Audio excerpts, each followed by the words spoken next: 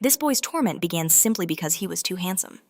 Since his bullies couldn't match his looks, they decided to destroy them instead. The three most popular guys in school ruled with pure arrogance. They couldn't stand the fact that girls only had eyes for someone else. But they were fools. By provoking Ronin, they were poking a sleeping monster. And it was about to awaken. This became their daily ritual on the way to school. A cruel performance they filmed every single time.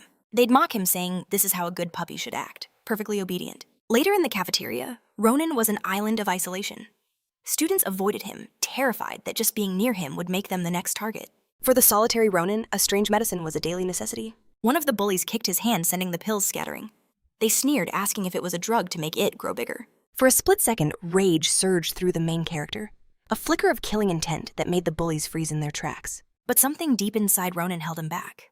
The bully, seeing his chance, decided to use Ronin's face to test the strength of his fists. That's when a blonde girl appeared. She looked at them with pure disgust and coldly said they were in her way.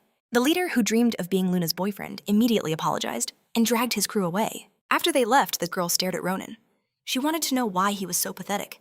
But our protagonist said nothing. They were total strangers. But then something caught her eye. She recognized those pills. Later in the classroom, Ronin walked right past her without a word. He just sat in his seat, letting the day drift by. The girls around him were gossiping about a monster video, convinced it had to be a fake. Back at home, Ronin's first task was to hide the fresh bruises so his family wouldn't see. But he couldn't hide everything. His grandmother's sharp eyes spotted a dirty footprint on the back of his shirt. Was her grandson being used as a human doormat? Elsewhere, that monster from the video was very real. It looked up, locking onto its target. As Ronin showered, a visitor arrived at their apartment door. It was the postman claiming he had a package, but the old woman didn't need to open the door. The door swung open on its own, revealing the monster. It had come to feast on aged flesh. But the demon was the one caught by surprise. The old woman dodged its attack as crimson tendrils erupted from her, binding the creature in a powerful grip. She then asked in a cold voice, "You're not carrying any mail, so who sent you?" The battle shook the apartment, but the sound of the running water masked everything. Ronin was completely oblivious. The creature thrashed wildly, but the old woman revealed her true, overwhelming power. In an instant, she completely annihilated the demon. While Ronin was in the bathroom worried about his bruises, his grandmother was busy hiding her own wounds. Her injury healed in a flash. Neither wanted to worry the other. The next day, without his medicine, Ronin felt strange and unstable. During gym class, his body finally gave out. He stumbled, fell, and fainted. He woke up hours after class had ended. It was already dark. His head throbbed, realizing he'd been unconscious for hours. As he tried to make sense of a strange dream, his phone rang. It was his grandmother, her voice filled with worry. They were moving. Again. She knew how much he hated running, but they had no choice. They had to leave. This was the true reason for Ronin's isolation. He never stayed in one place long enough to belong. At every new school, his quiet nature would be mistaken for weakness. The inevitable trouble would get his classmates blamed, deepening his solitude. It always ended the same way. He was cast out, left all alone. Friendless Ronin had always walked a lonely path. Before he ever had a chance to change things, he'd be forced to move again, repeating the painful cycle. Now, a teenager, he never learned how to make friends. And now he had to go through it all again. That night, an unbearable silence fell between him and his grandmother. Senna stayed awake all night, a silent guardian ensuring those creatures wouldn't return. She watched her grandson's room, wondering how much longer she could keep him safe. Their home wasn't attacked again. But from the depths of hell, more abyssal creatures clawed their way into the world. An unsuspecting worker was driving his truck right past the area where the monsters emerged. Looking up, he saw a demon tearing at its own eyes. The horrifying sight caused him to swerve and crash into the roadside barrier. He sat there frozen in shock, just as more demonic creatures began to swarm his truck. The next morning, the doorman of an apartment building was feeding a stray kitten. A strange truck was now parked in the garage. The animal's senses screamed, telling it something was terribly wrong with that truck. The kitten fled in terror, accidentally scratching the man who was feeding it, desperate to escape what was lurking behind him. This was Ronin and his grandmother's building, and the doorman's eyes narrowed, sensing the suspicious, dangerous presence. The truck's massive doors creak open into the shadows. Meanwhile, Ronin enjoys a quiet breakfast, completely unaware of the fate approaching. This was supposed to be his last day of school before the move. But Senna's keen senses picked up a strange presence, a feeling of dread in the air. She shot to her feet, insisting Ronin leave for school early, claiming she had an appointment. Confused, he was practically shoved out the door with no idea what was truly happening. Ronin stepped into the elevator, beginning the long descent from the 12th floor. As the doors opened, a group of delivery men brushed past him. A wisp of black smoke followed them, carrying a scent both bizarre and hauntingly familiar. That smell sent a shiver down his spine for reasons he couldn't comprehend. His eyes followed the men, a seed of suspicion taking root. Stepping back into the elevator, He couldn't shake the feeling that something was deeply wrong. Now outside apartment 2-1101. The men rang the doorbell. On the other side, the old woman braced herself for war. Downstairs, Ronin walked past the delivery truck, a sense of unease growing. Why would so many men be needed for one delivery? His curiosity piqued. He peered into the back of the vehicle. To his absolute shock, the truck was completely empty. These weren't delivery men, so what business did they have on the top floor? Suddenly, a deafening crash echoed from above. A body plummeted from the highest floor, smashing violently into a tree. Fear seized Ronin. Was that person alive? His thoughts raced to his grandmother. He spun around, rushing back to the elevator. The elevator buttons were dead. He had to take the stairs.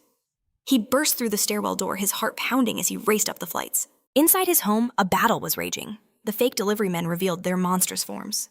The power Senna had so carefully hidden from her grandson was now unleashed in a storm of fury. With lethal grace, she summoned her crimson thread, slicing through the creatures with ease. These monsters stood no chance against her overwhelming power. As they were defeated, their bodies dissolved into nothing but black smoke. No corpses remained. But one last monster broke through her defenses, landing a vicious blow. Staggering back, she prepared her threads to strike once more. But to her surprise, this one was different. It wasn't some mindless beast. Its form was more defined, more sinister. Could it be a Shinigami? A god of death? The monster spoke, its voice dripping with malice. The king's army is coming. Resistance is useless. Burning with rage, Senna's threads shot out, wrapping around the creature's neck and yanking it into the air. This is foolishness, she spat. The irritated monster broke free, snarling, "Where is the key?" So that's what they wanted. A key. The once invincible woman was now being pressured by this single powerful entity. But that pressure only fueled her anger.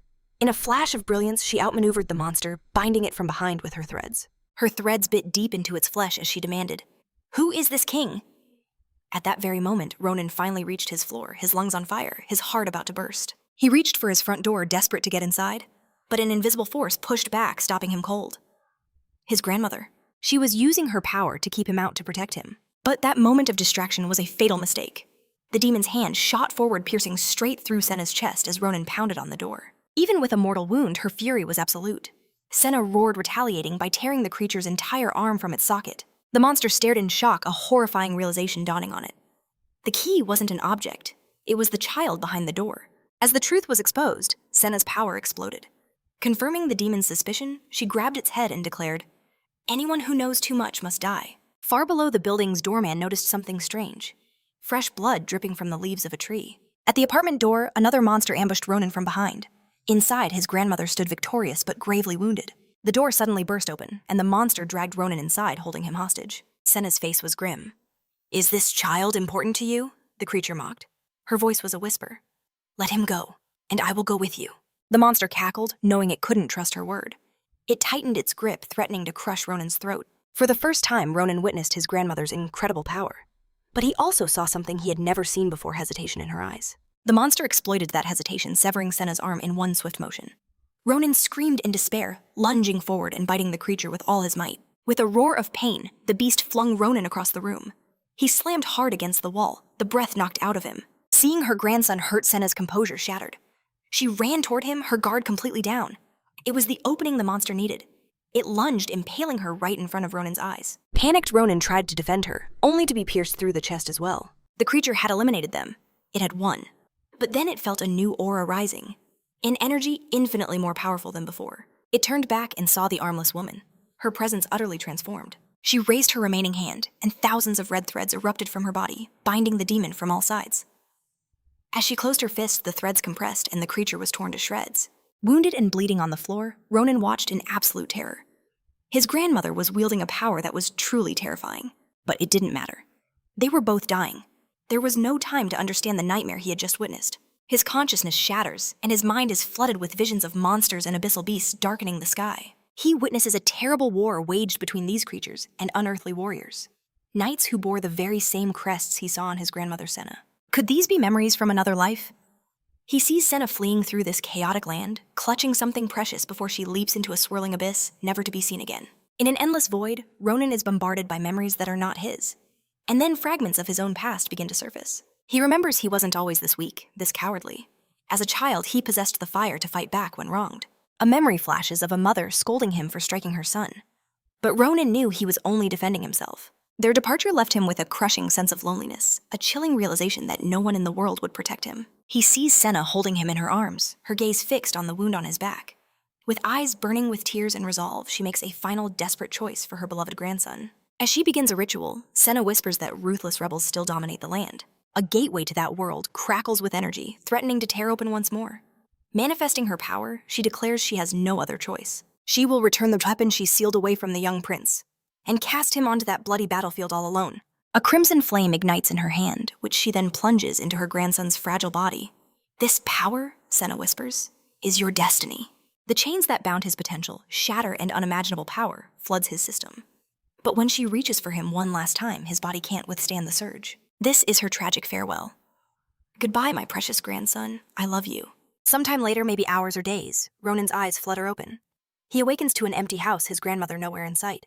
Alone with his recent memories completely wiped, he stumbles to the police station to report his grandmother missing. Day after day, Ronin returns to the station desperate for any shred of information, any clue as to what happened. But she had simply vanished without a trace.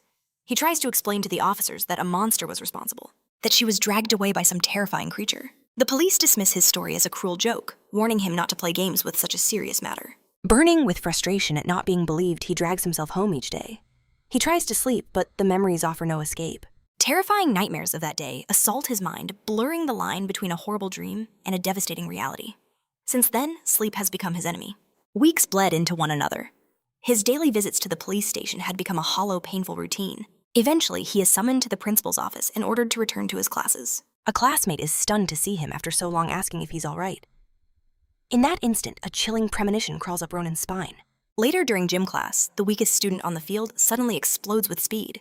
To everyone's shock, he's faster than them all. It was like he had become someone else entirely. The others couldn't even keep up with his shadow now. Yet the unsettling feeling of being watched lingers, and he can't pinpoint its source. Even later in the school halls, he feels those eyes on him. Someone is observing him. As he searches for the source, he comes face to face with Lee Luna, the school's most beautiful and unapproachable girl. She asks if he's looking for something. Ronin says no, and the two of them begin to walk down the hallway together. Luna, ever curious, brings up the medication he always used to take. She notes she hasn't seen him with them lately. Ronin casually replies that he feels better, so he stopped taking them. But then it hits him. He hasn't touched those pills since his grandmother disappeared. A sudden realization sparks in his mind. In a flash, he bolts, leaping straight out the window and yelling that he has something urgent to do. Shortly after, on the stairs, Luna runs into the school bully, who has a massive crush on her. The moment the hulking idiot sees her, his fierce expression melts into a pathetic smile. He tries to act friendly, but she ignores him completely. Walking down the hall, she mutters that it's for the best. That night, Ronin is on the street replaying the strange events of the day.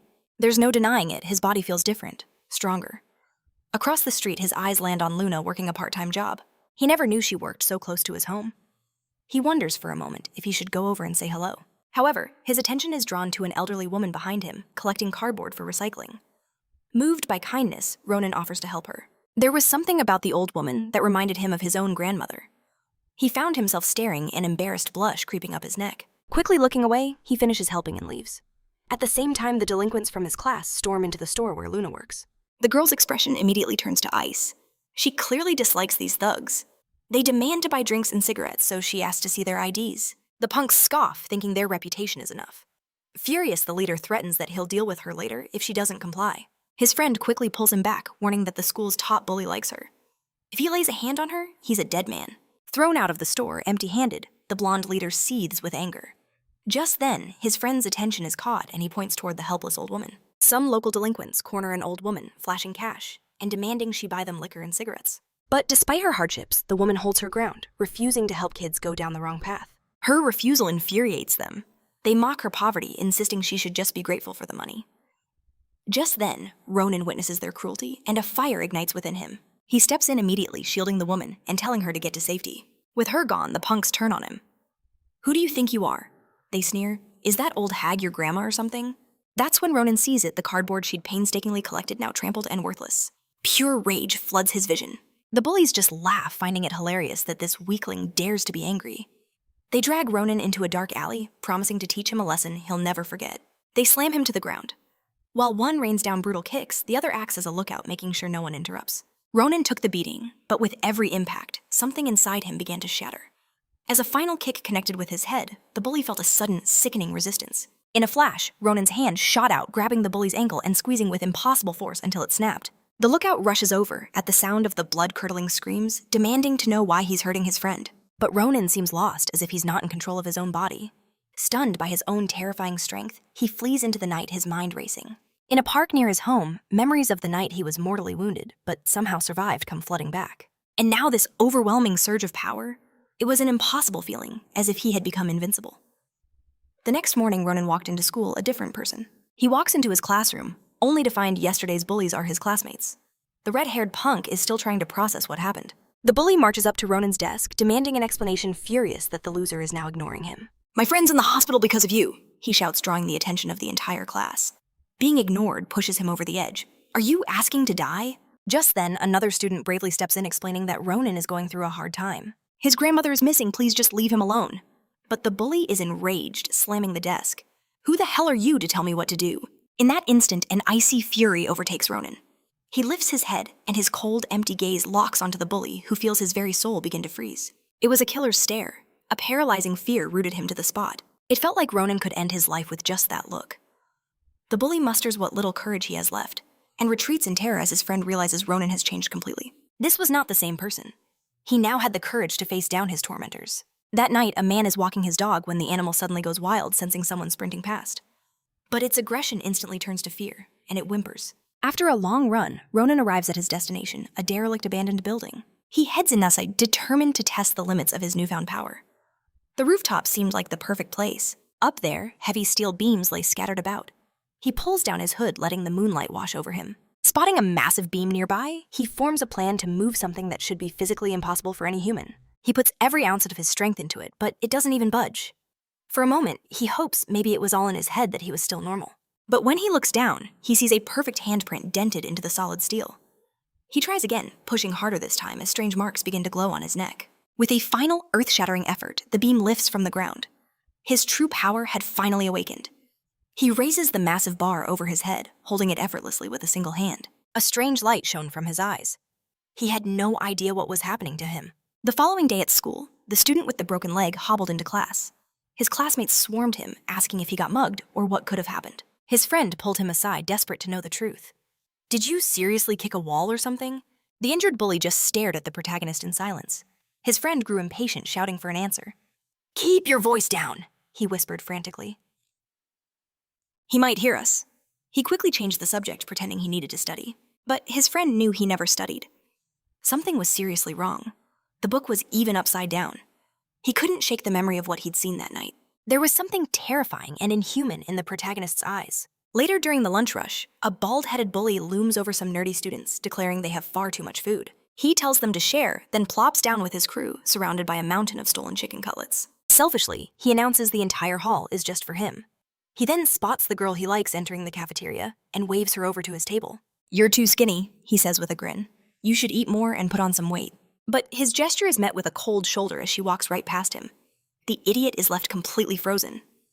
Meanwhile, the most beautiful girl in school approaches our protagonist and asks if she can sit with him. The entire cafeteria falls silent.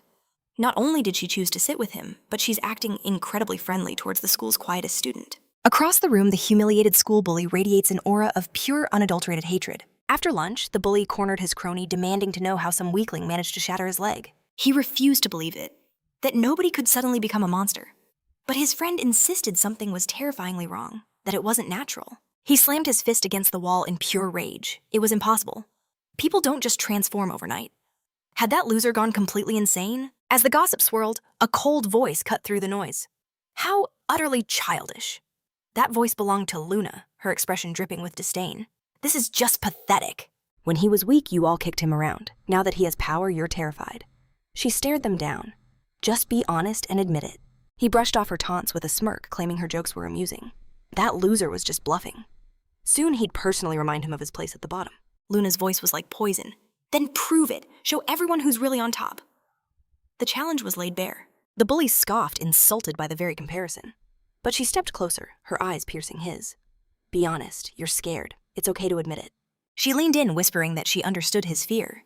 Goaded past his breaking point, a twisted smile spread across his face. That freak had really gotten under everyone's skin. He declared it was time for a lesson.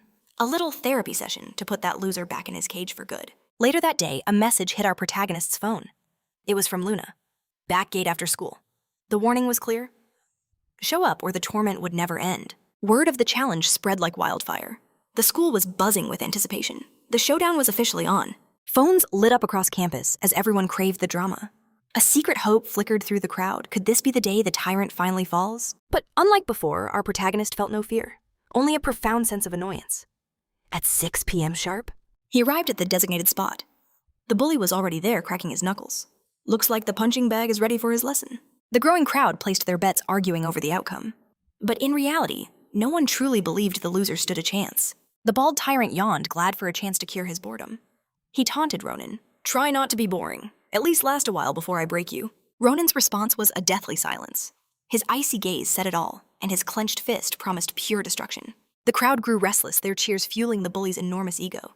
When's the beatdown starting? This is gonna be epic. He lived for this kind of spectacle. To pump up his own image, he declared the fight unfair against someone so pathetic. So, in a grand display of arrogance, he made an offer. To make things fairer, the loser could have the first shot, a free hit, right in the face if he wanted. He promised not to move an inch. The stage was set, and the entire school held its breath. Only 2 people weren't cheering. One worried for our hero, while the other worried for the bully. They both knew he wasn't facing a boy. He was facing a monster. With a smug grin, the bully urged him on. Come on, hit me. He stood there waiting for the inevitable. It happened in a flash. Before the fist even connected, the sheer pressure warped his face into a mask of shock. Then came the impact. Teeth shattered as his body was launched into the air. The crowd stared in stunned silence. But the student with the broken leg, he simply nodded. His worst fears were just confirmed. Defeated, with a single punch. The bully didn't just fall, he soared over everyone's heads before crashing back down to earth. Was he dead? The whispers were cut short by Ronin's voice seething with rage. Get up! He yanked the bully up by his collar. I said, get up, you worthless trash! We're not even close to finished. Fear turned to absolute horror. This wasn't a fight. It was a one-sided execution. This was not the outcome anyone had imagined. His eyes blazed with a terrifying light, his fist now painted with the blood of those who deserved it. The broken bully whimpered, begging for someone to help him. Ronin leaned in close. Don't be scared. I'm not going to kill you. I'm just going to teach you a lesson. His voice was so cold his breath plumed in the air. Feeling a chill, because I am. And as this brutal punishment unfolded, the school's Ice Queen Luna watched from a rooftop above. A small smile played on her lips. Right on schedule. The result was exactly as she had planned. But that night, something far stranger was about to begin. Deep in the city, a grotesque creature clawed its way into an unsuspecting home. Meanwhile, Ronin was stopped by his friend on the way home. He'd forgotten his backpack. Are you okay, man? He asked with concern. You've changed so much so fast. Those words echoed in Ronin's mind on the long walk home. Had he really changed that much? He replayed the day's events. He hated the violence. And yet a part of him felt absolutely no regret. Inside the apartment, the creature frantically searched for something. Suddenly it froze at the sound of a key turning in the lock. Ronin flipped on the lights. Nothing seemed out of place, but clinging to the ceiling above, a monster lay in wait ready to strike. The moment his back was turned, the creature lunged, but it had made a fatal miscalculation. Our hero already knew it was there. The demon shrieked, "What are you?" At the exact same moment, Ronin demanded, "What are you?" And then the battle exploded. The apartment was torn to shreds around them, but Ronin moved like a phantom untouched by the storm of destruction. With that same icy glare, he weaved through every attack, caught the creature's arm, and tore it clean off with terrifying ease. The demon stared in shock. You're not human? Its words only seemed to fuel Ronin's fury. The mangled creature scrambled for the window, leaping from the building in a desperate attempt to escape. But with zero hesitation, the human descended upon the creature, leaping from the fans to deliver a devastating blow. The beast plummeted, crashing hard onto the ground below. As it hit the street, he saw the monster was trying to escape, but it was grievously wounded, leaving an easy trail to follow. The demon was stunned. Who was this man? This had to be reported to his leader immediately. A human like this shouldn't exist. As it fled, it was ambushed again by the cold-eyed human. The demon was terrified. Its own attacks were completely useless. Something in Ronin had completely changed. He calmly watched the creature flee, then grabbed an umbrella. Focusing his newfound power, he took aim and launched the object. It flew like a javelin, impaling the creature before it could even register the lightning-fast projectile. The impact was so immense it pinned the monster straight to the wall. Ronin slowly approached Umbrella still in hand. He demanded, "Why are you here? Who are you? What do you want?" The cornered monster confessed. It was there for someone named Sana. The name sent a chill down Ronin's spine, reminding him of the day his grandmother was attacked. The day she vanished without a trace. The creature revealed that the warriors sent last month to capture the woman. Never reported back. None of them returned. Ronin demanded to know why they were after his grandmother. The monster corrected him. She wasn't just his grandmother, but the former general of the guards. Stunned, the monster asked, "Wait, Sana is your grandmother?" Rage burned in Ronin's eyes. He ignored the question and demanded their motive. The creature screamed that they were hunting for the key. "She has the key. We were sent to retrieve it." With a gaze now dripping with hatred, he asked where the other demons who attacked her were. The creature snarled, "On the other side of the portal. Shouldn't you know that? Since you're a demon too." Ronin froze. "That's nonsense. How could I be a demon, a monster?" But the demon just laughed maniacally. "Look at yourself. How can you say you're not a monster? Are you sure you're human? Look at your own hands. Could any human do what you just did?" His words struck a nerve. Ronin glanced at a shard of mirror on the ground and saw his own distorted reflection. What he saw filled him with horrifying doubt. Could it be true? Was he not human?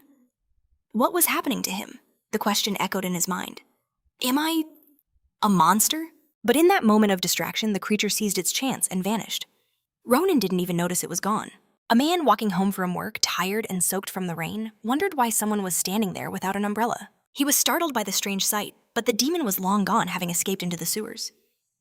Meanwhile, Ronin ran blindly through the rain. He was so lost in his thoughts that he stumbled and fell. A mother and her child rushed over, asking if the young man was all right. But the child, terrified, pointed and said, "His face, Mommy. It's different." And it was true. His eyes were no longer normal. He tried to hide his face. He didn't answer. He just got up and ran.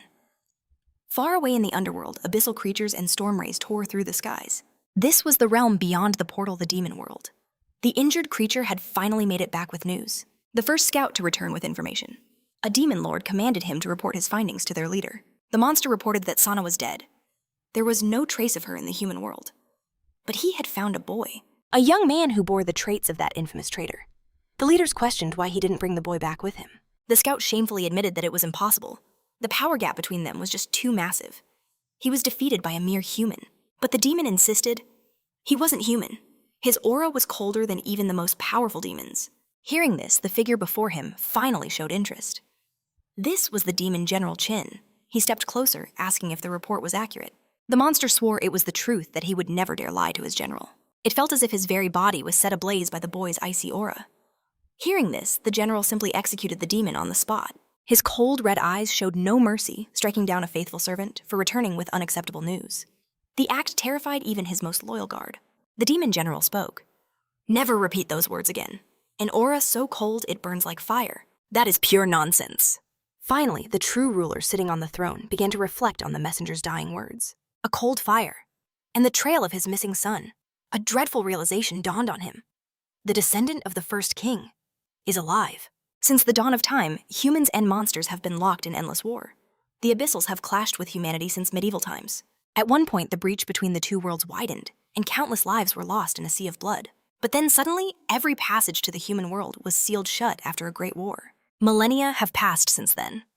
For humans, demons have become nothing more than legends and ancient myths. But no matter how much time passes, those seals will eventually crack. All the gates that were once sealed by a single powerful being are destined to open once more. The fate of humanity hangs in the balance. Back in the human world, our hero frantically rushes to the police station. The police had a breakthrough footage of his grandmother filmed after she had vanished. It was undeniably her. The officers were suspicious. "Was your grandmother sick?" they asked, noting the footage was taken near a pharmacy. A memory sparks within him. Those strange black pills his grandmother always gave him. It was all starting to make sense. He urgently asks for the address, telling them to email it before darting out to that very location. His mission was clear. If his grandmother bought medicine there, the seller might hold the key to her disappearance. After a desperate search, he finds it. This was the place. Confronting the shopkeeper, he simply utters his grandmother's name. Hearing that name, the man's expression shifts. He tells Ronin to wait right there. But seconds later, Ronin realizes he's been tricked. The man had fled. Without hesitation, Ronin gives chase, wondering why someone would abandon their own shop. And so the pursuit began. Through traffic and over walls, the man stood no chance against the monstrous speed of Ronin. Ronin moves to attack, but his words stop the man cold. Stunned, he asks, "What did you just say?" "Santa was my grandma," he repeated, "and she bought this for me." Shocked, the man finally decides to reveal the truth. This was no ordinary medicine. It was a suppressor with dangerous side effects designed to mask the emergence of demonic powers. He explains that demons who escaped their realm have weakened powers here. This medicine is their disguise to live among humans. The terrifying implication crashes down on Ronin. If his grandma gave him this, was he a demon too? Could it be that he wasn't human after all? At the same time, the merchant wondered, could this be the child Sana brought through the rift? Ronin demands to know more. Tell me my grandmother's story.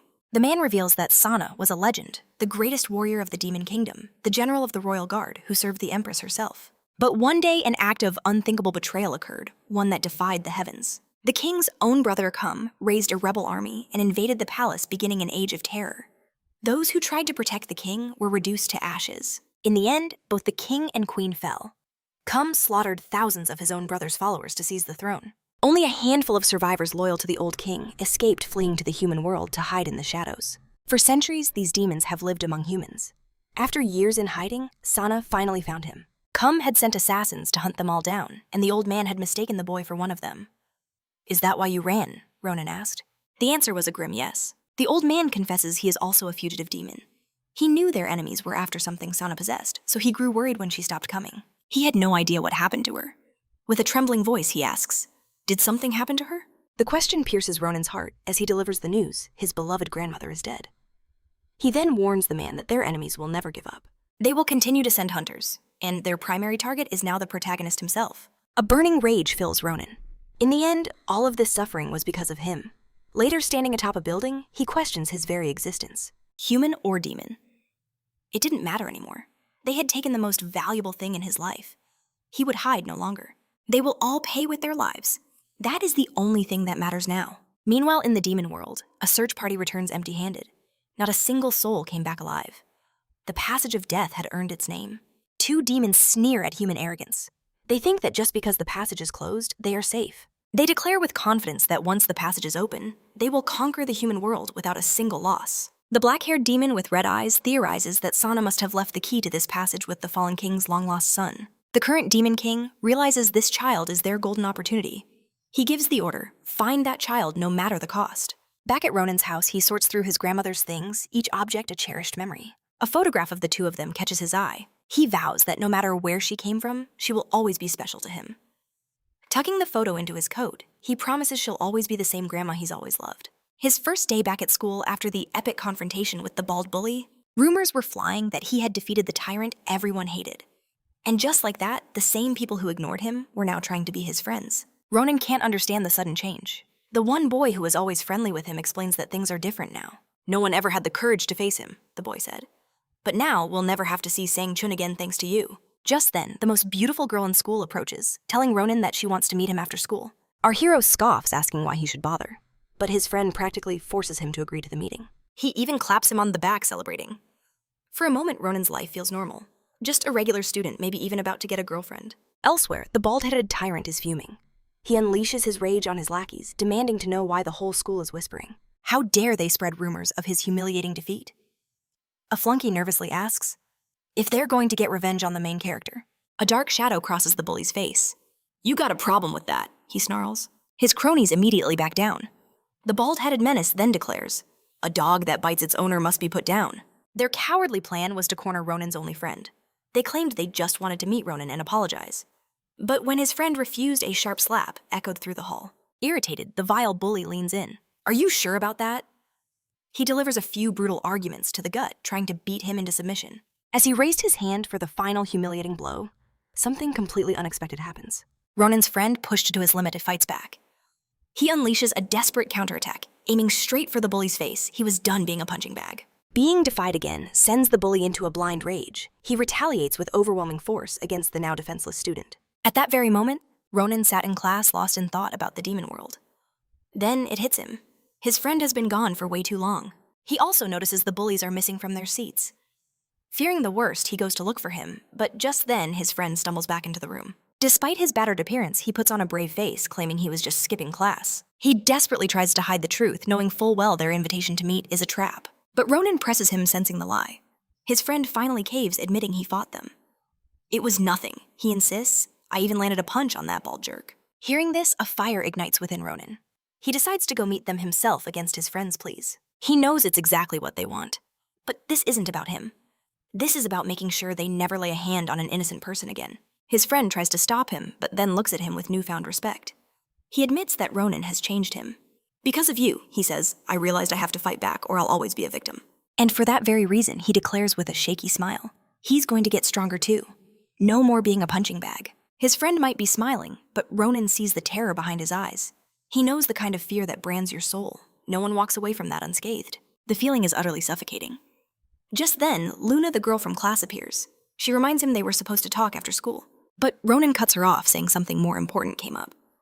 As he walks away to face the bullies, a look of understanding dawns on her face. At that exact same time, something sinister unfolds. Mysterious hooded figures materialize at the school gates. The students stare in confusion, blind to the approaching doom. Meanwhile, the bullies lead Ronin to a deserted, abandoned building.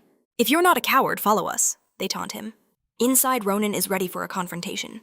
But a coward's blow comes from the shadows. Back at the school, the hooded figures are on the hunt. They are searching for something. Or someone. They sniff the air like bloodhounds closing in on their prey. The students are completely oblivious to the impending massacre. In the abandoned shed, the surprise attack fails miserably. Ronin dodges with inhuman speed and begins his counter-assault, effortlessly dismantling the grunts. He kicks an iron bar with such force it embeds itself in the ceiling. The other thugs are knocked unconscious with a single devastating blow each. Fear grips their hearts, but they keep coming. And they all fall. The bald leader stares in sheer terror, unable to comprehend what he's seeing. How could this weakling, this absolute failure, take down all his men with a single strike? Ronin turns his eyes like ice and beckons him forward. And in that moment, the bully's true pathetic nature is laid bare. He desperately snatches a bottle, brandishing it like a weapon. You're not leaving here alive, he screams. But Ronin remains completely unfazed. However, their showdown is shattered by screams of pure terror from the school. The hooded figures have revealed their true monstrous forms and have begun their bloody rampage. These abyssal creatures, drawn by a specific scent, slaughter everything in their path, including Ronin's friend. The panicked screams echo into the shed. At the same time, Ronin feels a familiar demonic presence flooding the school grounds. Worried for everyone else, he turns his back on his worthless enemy. Seizing the opportunity, the coward attacks him from behind without mercy. But even that dishonorable strike was useless. Ronin senses it, instantly slamming the heavy door shut and blocking the attack. Our hero's voice is cold as steel. If you want to live, stay in here. Something far more dangerous is happening outside. When the bully dares to argue, Ronin silences him with a glare. Seething with rage, the bald idiot is now obsessed with killing Ronin for the humiliation. Hearing the chaos, a few teachers step outside, demanding to know why the students are making such a ruckus. What they witness is a waking nightmare. Their students are being cut down, silenced forever, right before their eyes. The creatures attack anything that moves, and the teachers are next. Everything is a target in their frantic search for the key. In another part of the campus, Luna remains safe. In a section the demons haven't reached yet model. News finally reached her. Monsters were tearing through the other side of the school. Without a moment's hesitation, she sprinted into the chaos. While everyone else fled for their lives, she charged headfirst toward the danger. Confronting the first beast, she evaded its attack with flawless precision. A blade flashed from her leg, slicing clean through the monster. Leaping over its falling body, the beautiful warrior ensnared the creature's neck, pulling the razor-sharp wire taut. And just like that, the threat was neutralized. Elsewhere, a disgusting creature cornered another student, its vile snout sniffing his neck. His so-called friends had already abandoned him to his fate. Another life was about to be tragically cut short. But just then, Ronin appeared, slamming the fire alarm. The shrill sound drew their attention. The monsters had found their true target and began to swarm him. His plan was simple: lure them all away from the other students. But along his escape route, the bully from before laid in wait, hungry for revenge. Before he could make a move, a monster snatched him from the shadows. It held him hostage, growling at the protagonist. Keep running, or this one dies. Any other person might have left that trash to his fate. But the pathetic student was now screaming for his life. Don't just stand there, help me, he shrieked. At that moment, Ronin's voice was ice cold. And why should I help you? Hearing those words, absolute terror washed over the bully's face. As the creature hoisted him into the air, he screamed that he had made a terrible mistake. He was drowning in regret, pleading to be saved. In what he believed were his final seconds, he saw Ronin vanish. He thought he'd been abandoned. But in a flash, Ronin slammed into the creature, freeing him. Without wasting a second, he unleashed a merciless barrage of strikes. The impacts were so powerful, they shattered the very wall behind the beast. A force the bully could only stare at in disbelief. The boy he wanted to crush possessed a power beyond all comprehension. When the dust settled, the monster was gone, leaving the bully trembling, consumed by a new, more profound fear. Utterly terrified, he stammered, "Is Ronin even human?" A question the protagonist might have asked himself, but he would have still answered yes. But before a word could be spoken, another monster was sent flying into the wall. It was her, the beautiful student fighting a relentless one-woman war. Ronin was in awe. Where did her incredible power come from? Since then, the girl turned her cold gaze upon the two of them. Seeing them just standing there, she scoffed. Why are you two being so completely useless? She then leaped forward, planting her foot squarely on the bully's face, knocking him unconscious on the spot. She told Ronin she would handle the monsters inside. His job was to get out of the building and lead the others away. Ronin was confused. Why him? Are you an idiot? She asked bluntly. Haven't you realized they're after you? So if you leave this place, she stated plainly, they will follow. The main character had a million questions, but dozens more monsters began flooding the hallway. The gym go now, she yelled. Stealing his resolve, he leaped from the window and sprinted desperately toward the gym. Reaching his destination, he glanced back, wondering where they were. To his horror, they began pouring out of the windows after him. He was completely surrounded, barely able to defend himself. The creatures pressed in from all sides, overwhelming him. Vile drool dripped onto his face, until her wire sliced through the air, ensnaring the beasts and slamming them into the wall with lethal force. Who are you? Ronin demanded. How can you fight them like this? Those questions will have to wait, Luna replied coolly. They had far more urgent problems to deal with. Monsters were now invading the gym in droves. Dozens upon dozens of creatures swarmed in. The two of them were cornered, hopelessly outnumbered. Then the monsters began to merge, transforming into a colossal, multi-eyed abomination. This grotesque display gave them a few precious seconds to hide. As the beast gathered itself, Ronin couldn't help but wonder, how could they possibly take down something that massive? I have an idea, Luna whispered quickly, explaining the plan. With that, she drew the monster's attention, yelling that it was hideous and noisy. Enraged, the beast brought its giant deadly hand down to attack. It intended to crush the girl in a single grasp, but she dodged expertly, bringing a giant curtain down upon the monster, blinding it. Looking up to the rafters, she yelled, Now it's your turn. Ronin, perched high above, tore a massive iron beam from the ceiling. He plunged downwards, aiming the giant weapon straight at the monster's core. Meanwhile, back in the school, the halls were deathly silent. A sinister monster with a dark aura stalked the corridors, a student slung over its shoulder. Peering through a window, it noticed a strange commotion happening inside the gym. Perhaps that was the one it was searching for. Down on the court, the colossal beast had been defeated, impaled to the ground by the massive metal beam. Luna and Ronin watched cautiously, making sure the threat was truly eliminated. The main character wondered if his grandmother had turned to ash, just like that demon. We need to find a safe place, Luna said, breaking the heavy silence. But just as they were about to leave, a scream tore through the air. It was the voice of his only friend. There by the gym door, he was bleeding profusely. The main character sprinted toward his friend, his voice trembling. Are you okay? What happened? But Luna's eyes were fixed on the ground below. This darkness, she whispered. It's not normal. He didn't care about some shadow. Not when his friend suddenly cried out, his body racked with agony. He ignored her warning, focusing only on helping him.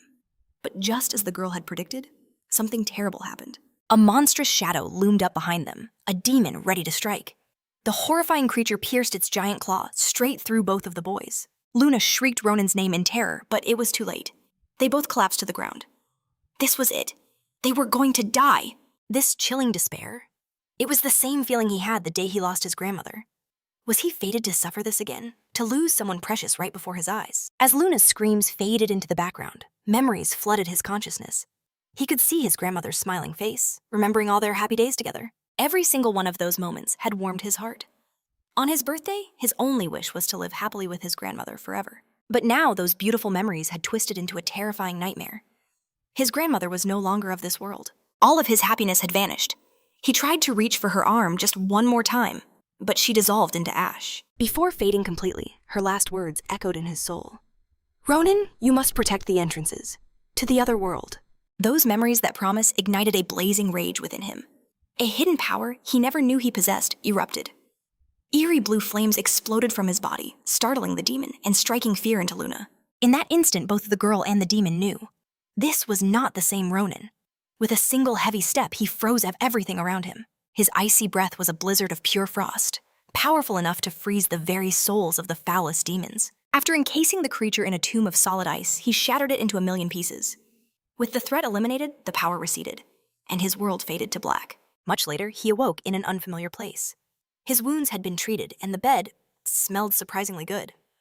Did that girl actually bring him to her own bed? He left the room and wandered through a luxurious house, only to notice thick, sharp steel bars covering all the windows. Opening another door, he discovered a complete arsenal, with every kind of weapon imaginable. This was definitely not a normal house. Weren't these weapons a bit much? Hearing someone approach, his survival instincts flared. He dove into the shadows, grabbing an axe to defend himself. Ronin braced for an attack, ready to eliminate whatever came through that door. However, the creature was just the beautiful girl from before. Would he actually strike her down? After a few tense minutes, he found himself staring at a suspiciously shaped painting on the wall. When she finally came downstairs to speak with him, our main character began to wonder. Just who is this girl, and how is she so strong? Luna spoke first. To be honest, I really thought you had died back there. Even with those injuries treated, you could still die at any moment. She sat down on the couch, shaking her head. It's amazing you're still alive. Our protagonist could only say one thing. I don't remember anything that happened. The girl struck a pose that could distract anyone. Good, she said. It's better that you don't. After a moment, Ronin managed to thank her for saving his life. She just smirked. You say that, but just a little while ago, you were ready to attack the person who saved you. But our demon-powered boy needed to know one thing. Yun Yong, he exclaimed. My friend, the one who was stabbed with me. What happened to him? Luna's expression softened into a knowing smile. I figured you would ask about him. She replied, he's fine. He's being treated in a safe place. Our hero's voice cracked. Is that really true? She nodded, and the dam of his emotions broke. Ronin began to cry, not caring at all about his pride. Thank goodness, he sobbed. What a relief to hear that. The girl seemed unable to understand such an emotional display. Then Ronin's expression hardened as he looked up and asked, Who exactly are you, Luna? Seriously, I was scared out of my mind. I bet you were too.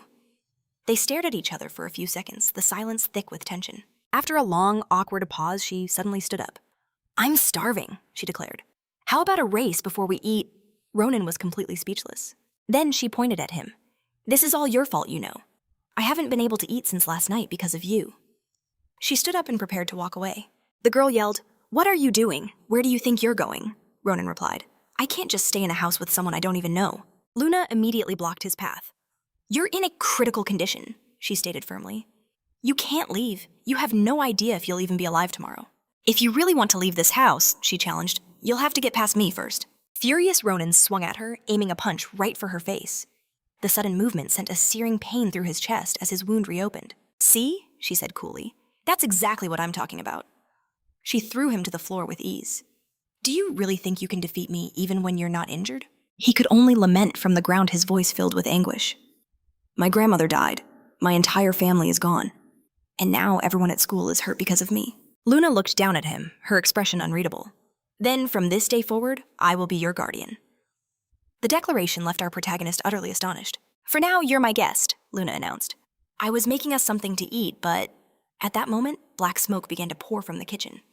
It seems her cooking had been completely incinerated. So, is he really expected to eat that? The girl's voice was laced with frustration. Yesterday, she'd starved helping someone else. And now the one decent meal she had was scorched, all because he had to pick a fight. A sheepish Ronin asks if she has any ingredients left. And that's when our hero reveals his true power. He's an absolute beast in the kitchen, far more deadly than on any battlefield. In minutes, a magnificent meal was ready. His grandmother, he explained, taught him to be self-sufficient. Luna's curiosity was piqued. Was he close with his grandmother, he answers. Yes, we were inseparable. A feeling our girl has never known. What was she like? She asks, her voice soft. But as these two mysterious teens share a moment, ripples of their actions spread through the world. The news of the horrific attack was breaking. Videos and images flooded the web, only to be scrubbed clean by the authorities, leaving people to wonder if it was real or just a viral hoax. In a high-level security meeting, they discussed how to bury this information for good. But there were too many survivors who could expose the truth. And more importantly, the student who defeated the creatures was still out there. The shadowy leader of this organization gives a single command.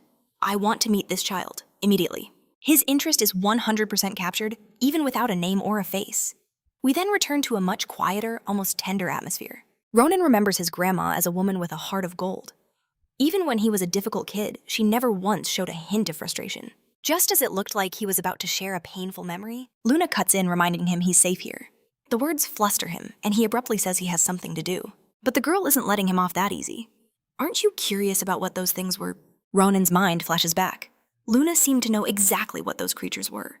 And looking around at the arsenal in this place, a terrifying possibility began to form. Could this girl actually know about the demons? He didn't have the answers, but he was about to find them. She leads him to the door, promising him a place where he'll not only get answers, but also the strength he needs to fight back. They cross the very same bridge we saw lying in ruins at the start of the story, and finally arrive at their destination, the grand headquarters of the Monster Defense Organization. It's a massive skyscraper with 3 giant video boards lighting up the sky. Ronin raises an eyebrow. This is a secret organization. She just smirks. The organization is secret. The building doesn't have to be. Inside the building seems deceptively normal. Nothing looks out of place. But as they journey deeper, Luna explains the history of this place, how they've been waging a secret war for centuries. Just as the elevator doors were about to shut, a girl with purple hair and a completely blank expression stepped in carrying a guitar. She doesn't even acknowledge them. They pass a biometric scanner, then punch a secret code into the panel. Suddenly, the elevator plummets downwards at an insane speed. Our protagonist can't help but quip, "Are we taking an express trip to hell?" The comment earns him an icy glare from the girl, leaving Ronin utterly confused. Her reaction makes Luna burst into laughter. At last, they reach their floor. Guided by Luna, they pass labs full of scientists and rooms where people are undergoing grueling physical tests. Finally, they arrive at the chamber that was Ronin's true destination. Luna steps forward, taking charge. "You've been watching us for a while now. How about you introduce yourselves to the newcomer?" Our hero is completely bewildered. He's standing in a room monitored by thousands of cameras. It was a fully armored observation room, watched from every angle imaginable. And behind a one-way mirror, the organization was waiting. A voice echoed through the room. "You've finally arrived. The person I've been waiting to meet is here." While our hero was still stunned by the room, the purple-haired girl got to work. With a dangerous look in her eyes, she opened her guitar case and, to the surprise of zero people, it was a weapon.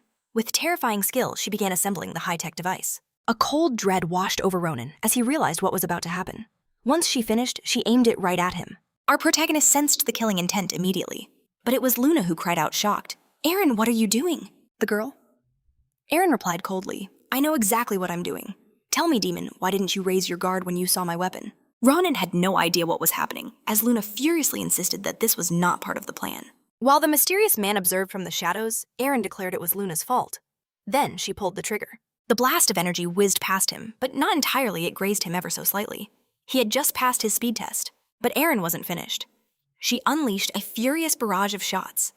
He moved like a blur, dodging every single projectile as he closed the distance between them. With a single kick, her legs stretched an impossible 3 meters. The impact sent shockwaves into the ceiling, raining debris down on them. They scrambled for distance, vanishing into the cloud of dust.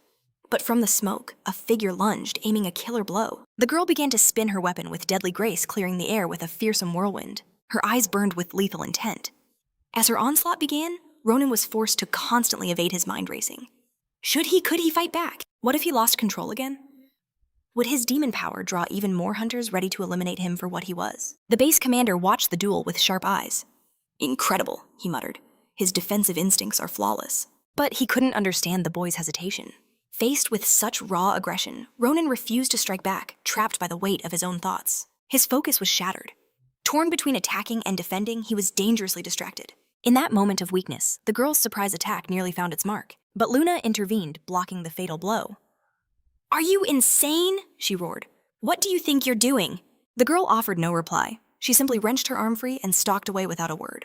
That's when they saw a deep wound on the girl's hand. The commander stepped out from the shadows. "What's the meaning of this?" he demanded. He turned to Ronin. "Why didn't you unleash your power? Why didn't you retaliate?" His tone sent another wave of frustration through Luna. "You're being too hard on him," she shot back. "Why would you give an order like that without telling me first?" The commander's gaze was cold. "I wanted to see his reaction to an ambush. A true surprise attack can't be announced." Ronin finally spoke, his voice low. "I only dodged, because if I had countered her attacks, she would have been seriously injured." His eyes met the girl's across the training ground.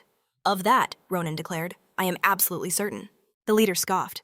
"You're underestimating her. It hasn't been that long since you awakened. What gives you such confidence?" The man's voice grew grim. "For years, demons have been hunting down those with abilities. People like you, Lee, Aaron, and Luna." He leaned in his voice, a dangerous whisper. "Are you just going to sit back and wait for them to come for you?" This was it. A direct challenge for our protagonist to show his true power. Luna was about to protest again, but the leader raised a hand. "I will give you all the support you need to grow stronger, to survive what's coming. But first, you must prove your worth. Show me what you can do." Just then, an aide appeared on a monitor. "Captain, we need you. It's about that matter from before." He sighed, turning to leave. "We'll continue this conversation later." But before the commander was gone, Ronin asked a question that stopped him cold. "Do all monsters have to die?" The question hung in the air, unsettling the commander. For him, there was no doubt no other option. Cooperating with demons was unthinkable. After he departed, Ronin noticed a deep sadness in Luna's eyes. As they were walking, they ran into Lee Aaron, a combat agent from M1. Seeing the new girl, Ronin murmured, "You two are just the same, aren't you?" The blonde with pink eyes scoffed. "Hardly. That girl looks all innocent and harmless." She paused. But a second later, she was coming at you with axes and chains. "I'm not like that," Luna insisted. But our protagonist wasn't convinced. "Aren't you?" He recalled Luna's home, an arsenal filled with dozens upon dozens of weapons.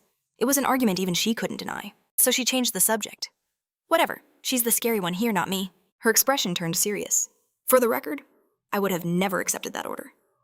And with that, the tension between them began to melt. Just then, a medical team passed by, transferring a patient. A strange sense of familiarity washed over Ronin. He knew this person. Somehow. At that very moment, in the depths of the underworld, thunder echoed as a man trained relentlessly. He swung his sword with such terrifying force, his movement seemed capable of splitting mountains in two. A single glance at his hate-filled eyes revealed his identity. This was Chin, a man who despised Ronin. As he trained, the king of the underworld himself appeared. Chin immediately dropped to one knee in reverence. "The time for our revenge will come, my lord," he vowed. "But it is not yet here." The king's voice was like grinding stone. "You're wrong. We are out of time." Chin looked up, his eyes blazing. "I know of the portal. It will open again. It is inevitable." Following this dark omen, we returned to the human world. Ronin made his way back to the hidden market. The old man he sought was just about to look for him. "I've moved," Ronin explained quickly. "I need more of that medicine, the suppressor for my demonic power." He couldn't let his new allies discover the demon blood flowing through his veins. But could he ever use his true power without being hunted by humans? The old man nodded sagely. "You must undergo training. You have to learn to control the energy that boils inside of you." Our protagonist's eyes lit up with resolve. "I'll do whatever it takes. Teach me." The old man simply smiled. "Don't be so eager, boy. Destiny doesn't happen overnight. His true power is waiting. He just needs the will to claim it." Back at school, a sense of normalcy returns.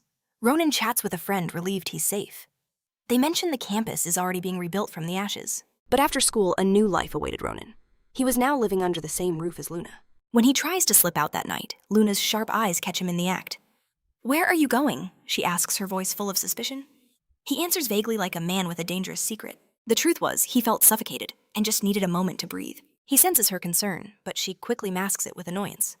"It's not like I care about you," she snaps. After their couple-like spat, he leaves to meet the old man. His real training was about to begin. They ventured to a deep, hidden place where no one could ever interrupt them. Beneath an abandoned lot, a secret path awaited. They descended down a long flight of stairs, deep into the city's forgotten underbelly. The old man channels his energy, shattering a great stone seal. With the path now open, he lays down a challenge. "Show me what you are truly capable of." The test was a one-on-one battle.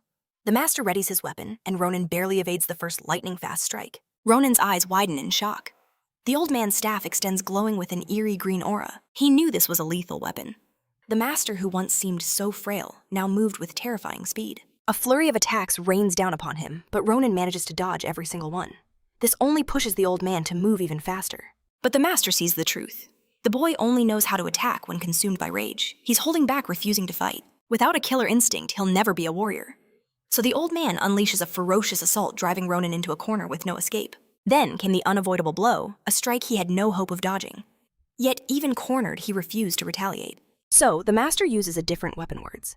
He taunts him. How did Sana truly die? He knew she was wounded in a past battle against the Demon King. But still, why would the legendary Sana, the greatest warrior in the entire demon realm, fall to mere grunts here on Earth? The question pierces Ronin's heart as the memory of his grandmother's sacrifice floods his mind. The old man's voice dripped with scorn. What a waste. A great life for one so weak. As those cruel words hung in the air, the temperature suddenly plummeted, and Ronin's hand finally closed around his spear. A grim smile touches the master's lips. He got what he wanted. You must bear the weight of her death. But as he spoke, he felt it, an impossibly cold aura. There was no mistaking that feeling. It was the unmistakable mark of the former king's son. In that instant, everything clicked into place. He finally understood Ronin's true identity, and the truth of the past comes rushing back. The rift, a gateway between worlds separating humanity from the demon realm. The monsters have always craved the human world for themselves. Humanity has always held them at bay. But a path leading in also means a path leading out. Eventually, humans found this rift and invaded the demon world. But their campaign was a catastrophic failure. The entire human army was annihilated at the entrance. In the end, only a single survivor remained. A mortal woman lost in the demon realm. But King Khan, a ruler who desired only tranquility, took pity on her and saved the lone human. What happened next was an event that defied history. The Demon King and the mortal woman fell deeply in love. And from that impossible love, a new being was born. The root of everything. A boy half demon and half human. The child Sana brought to this place was none other than the prince of the demon realm. A wave of pure panic washed over the old man's mind. On the surface, a heavy rain began to fall. While deep underground, the master helped Ronin tame his boundless destructive demonic power. To the old man's senses, the energy was a bomb ready to detonate at any moment. It was pure, untamed, and wicked. Once the session was over, he gave Ronin a grave warning. You must learn to contain this power within your body. The master then used his own aura to draw out the boy's malevolent energy, sealing it away inside small enchanted vials. The process left our protagonist completely drained. But the old man explained that now, he could wield his demonic strength while concealing his royal mark. However, he had a difficult task ahead. He had to make that power his own, or risk being completely devoured by it. They returned to the training ground. To control his power, he first had to face it. He uncorked the first vial of his own raw energy. A thick, dark smoke instantly filled the area, and his real training began. Before he could even process the situation, a colossal hand slammed into him from the smoke. He was sent flying dozens of meters, crashing hard against the far wall. The old man watched completely unfazed. This is only the beginning, he said calmly. Ronin must face this, and overcome far worse. The creature he was fighting was a piece of his own concentrated power.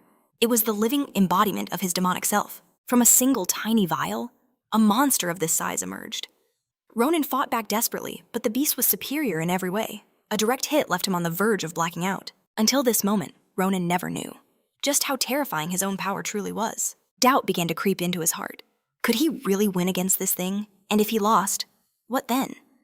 Would those nightmares become his one true reality? But as he dwelled on that terrifying thought, something else awakened inside him. Raw, uncontrollable rage, and with it the power to finally fight back. Now consumed by fury, his every blow matched the creature's monstrous strength. Watching from a safe distance, the old man sensed a shift.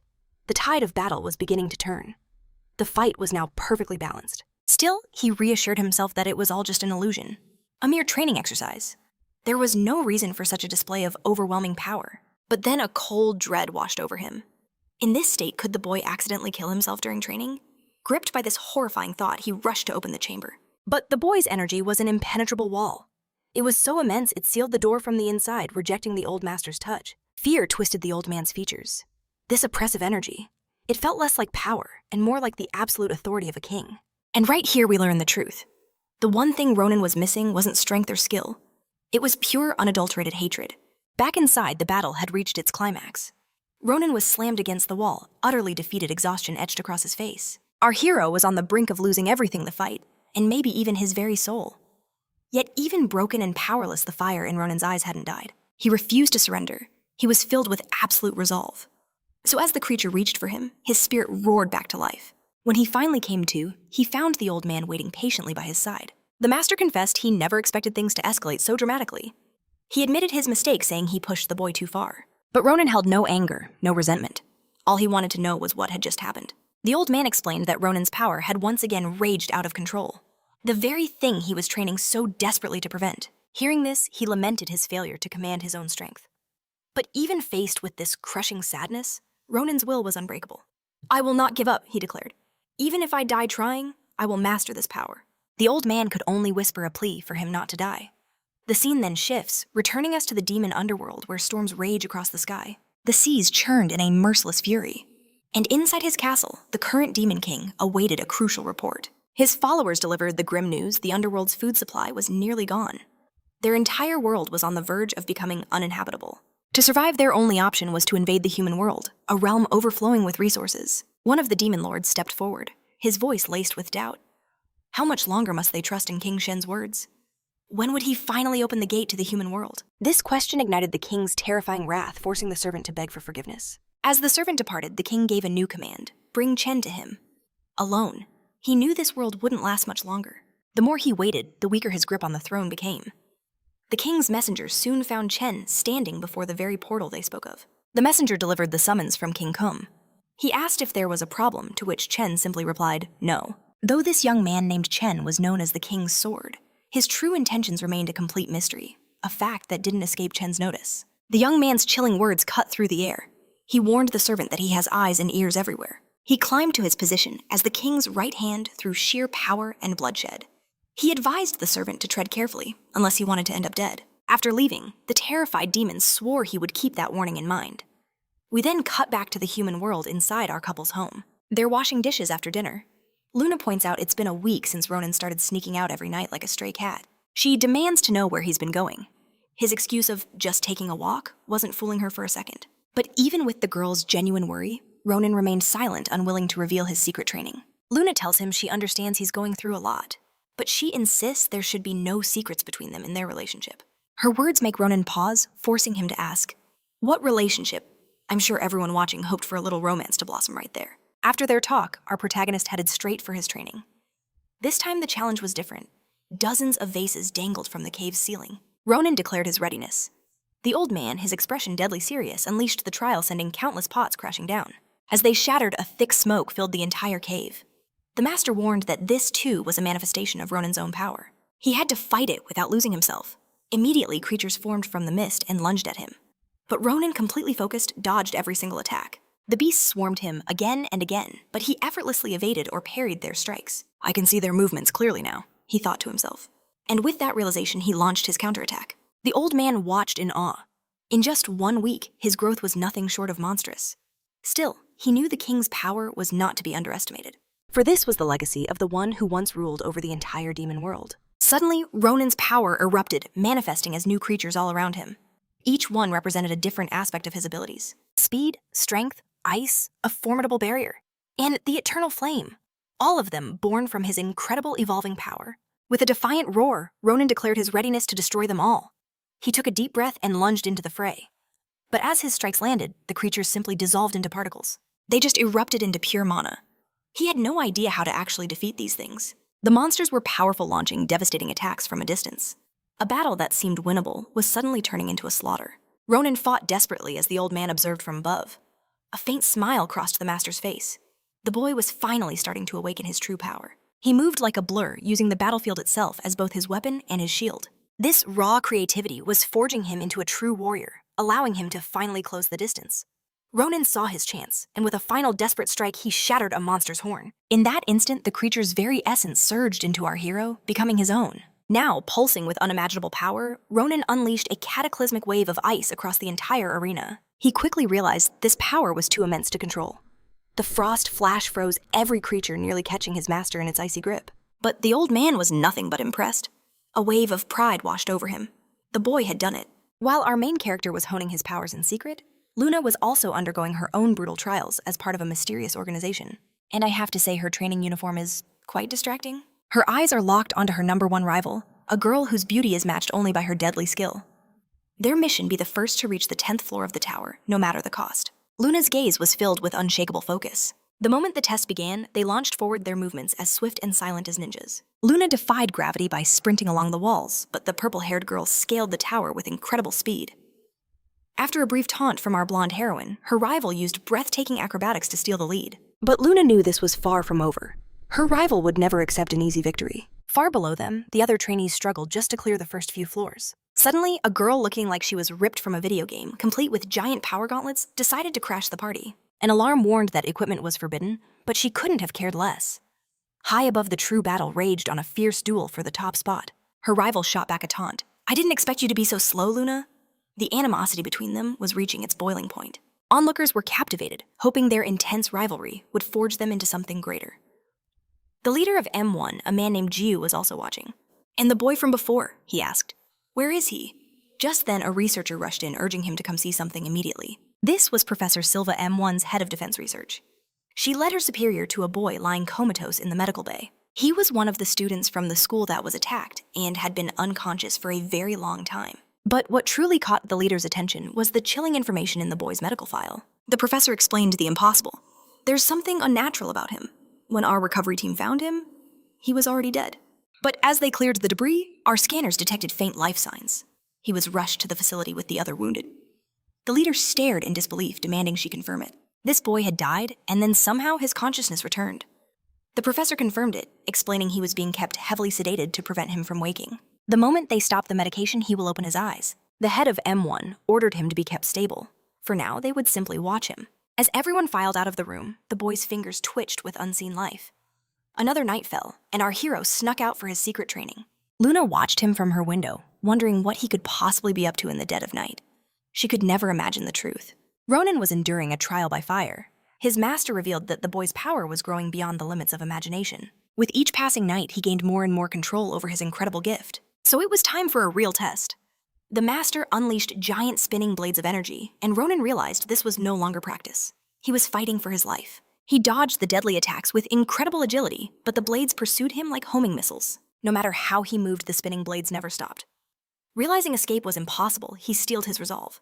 He had to face them head-on. Seeing the determination in Ronin's eyes, the master recognized the instincts of a true warrior. He launched even more blades, but Ronin did the unthinkable.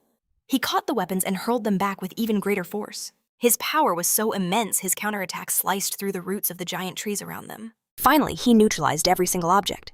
But just as he caught his breath, his master descended onto the battlefield. The man grew to a colossal size. "I will now unleash my full power," he boomed. "Your mission is to strike me down." This was no mere mentor. This was Musin, the former legendary military leader of the entire demon race. An exile in the human realm, now a protector of his kind. His body transformed, growing to a monstrous size, his skin hardening like diamond. Ronin strikes the giant with all his might, but his attack just bounces off harmlessly. It didn't even leave a scratch. The old master smirks. "My turn," and unleashes a blow to Ronin's chest. The impact tears straight through him, blasting a massive crater in the wall behind. A few seconds later, the true force of the attack hits, sending Ronin flying. A signature move with a devastating delay. The blow nearly knocked him out cold, but the old master was far from finished. His next attack came screaming in, but Ronin managed to divert its path. The master then reveals a crucial secret in this form. Ronin's attacks are useless, so he should attack without holding anything back either. While the master maintains this transformation, his body is completely indestructible. Master and disciple then engage in a legendary battle. Deep underground, the shockwaves from their clash make the very surface tremble. The master decides it's time to stop holding back and fight for real. This won't be easy. Ronin must endure. They trade blows of unimaginable power, and with every impact, the master feels the boy evolving at a terrifying rate. But then something impossible happens. His indestructible body begins to crack under the pressure of the boy's relentless assault. He can see it now. Both Ronin's attack and defense are skyrocketing. And during the chaos of battle, a strange light illuminates Ronin's eyes. And as they clash one final time, his disciple's attack is so cataclysmic that it obliterates the entire training ground. The force of the blow even shatters the old man's transformation. In that moment, the master understands. Throughout the entire fight, the boy was suppressing his demonic power. This was the result of him using just a fraction of it. He is finally ready to control his true strength. The next day, our favorite beautiful girl is sleeping soundly. While she was lost in dreams, someone had cleaned the entire house and even prepared breakfast. She wakes up to a perfectly organized home, completely stunned. The boy was acting like the perfect husband. How was this even possible? Ronin had returned home early and woken up before her. He handled all the chores.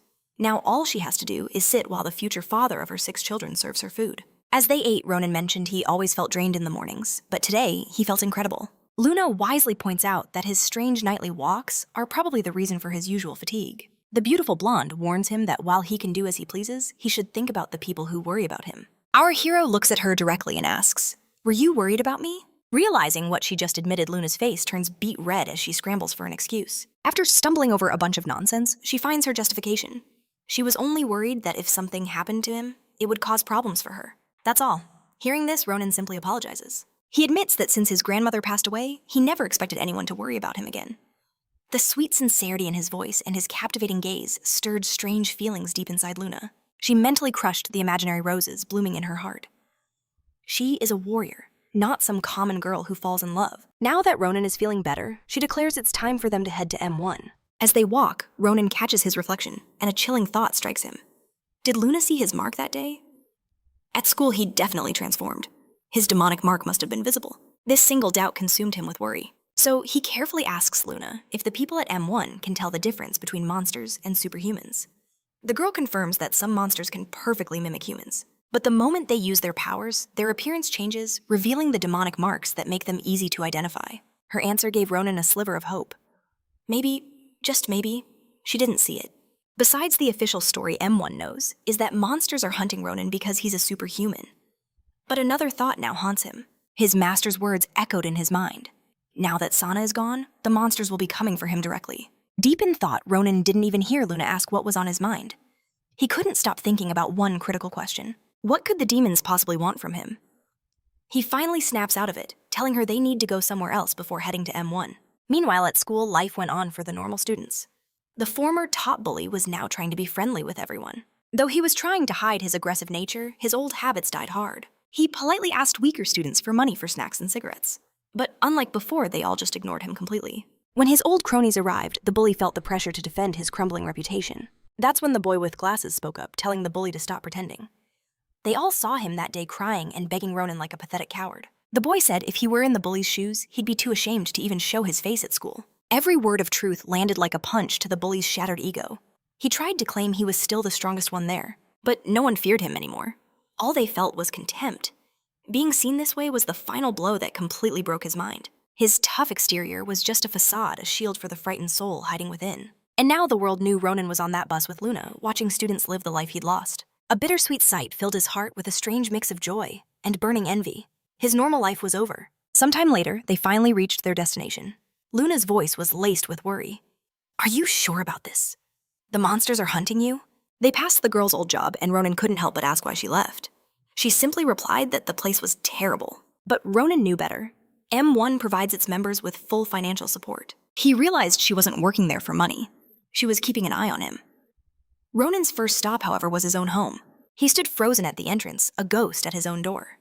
Luna sensed his turmoil, asking if he was okay. Our hero buried his past deep, claiming he was just lost in memory. He told her he needed to find something inside. Behind that door laid the remnants of a life he left behind.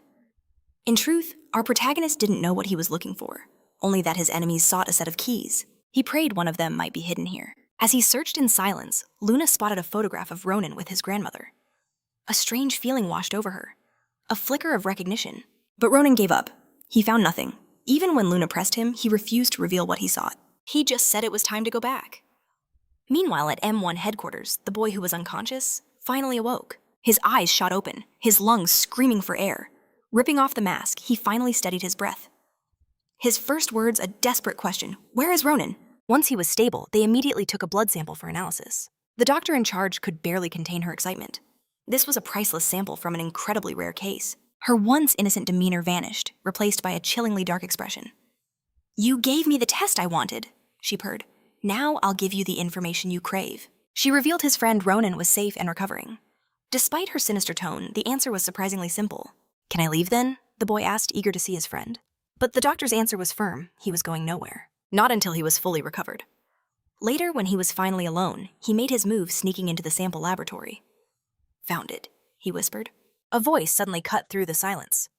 "You're acting pretty suspicious," a pink-haired girl declared. What secret did he uncover? But as she got a closer look at his face, her suspicion melted away, replaced by a sudden blush. He was handsome. Sensing the shift in her attitude, he offered a charming smile, concealing the 2 vials he'd just stolen. Just then, a nurse stormed in, scolding them both for being there. They were supposed to be in training. As she ushered them out, one of the precious samples slipped and shattered. The boy's playful demeanor vanished, replaced by an icy glare. "Why?" he asked coldly. "Am I classified as a biological risk?" Before the doctor could answer, she ordered the pink-haired girl to leave immediately. Only when they were alone did the nurse speak. "Return to your room," she commanded, "and you will get your answers." She pressed a button on his bracelet. But as she turned to leave, a hand shot out from behind, dragging her back into the lab. A moment later, an eerie silence fell. Then, crimson began to creep across the glass door. The boy emerged now, wearing a doctor's coat. He gazed at the blood-stained doors, a twisted smile playing on his lips.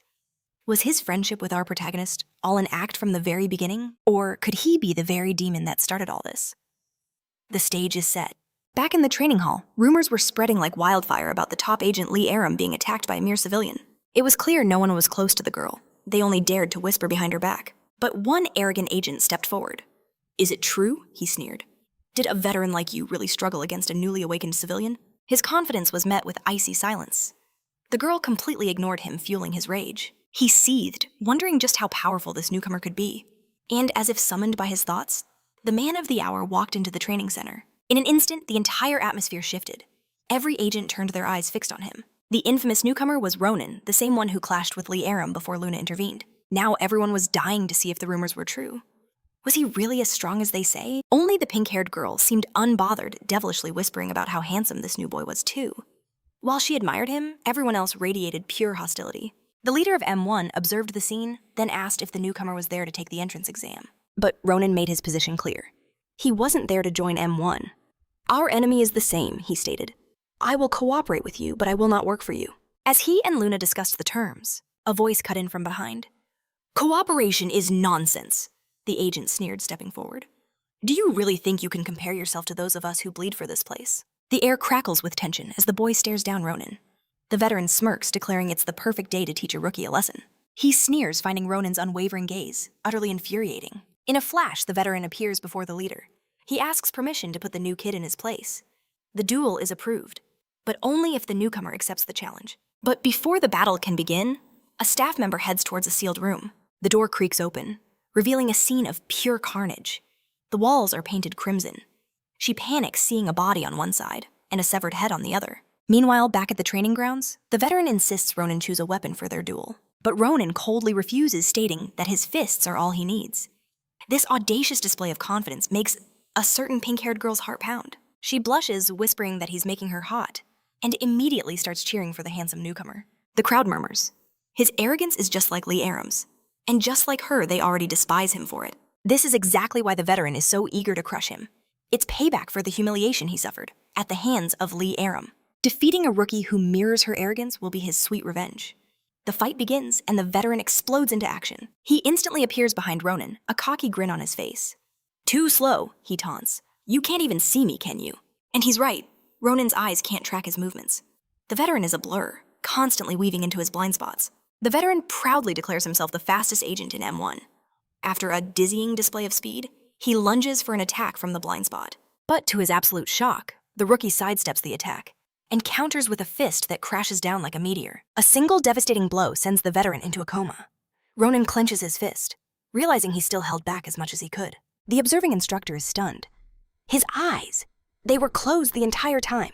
He relied purely on his hearing, a feat that shouldn't be possible. That's a technique reserved only for the most seasoned combat masters. The pink-haired girl is now completely smitten. She wants to challenge him on the battlefield and in the bedroom.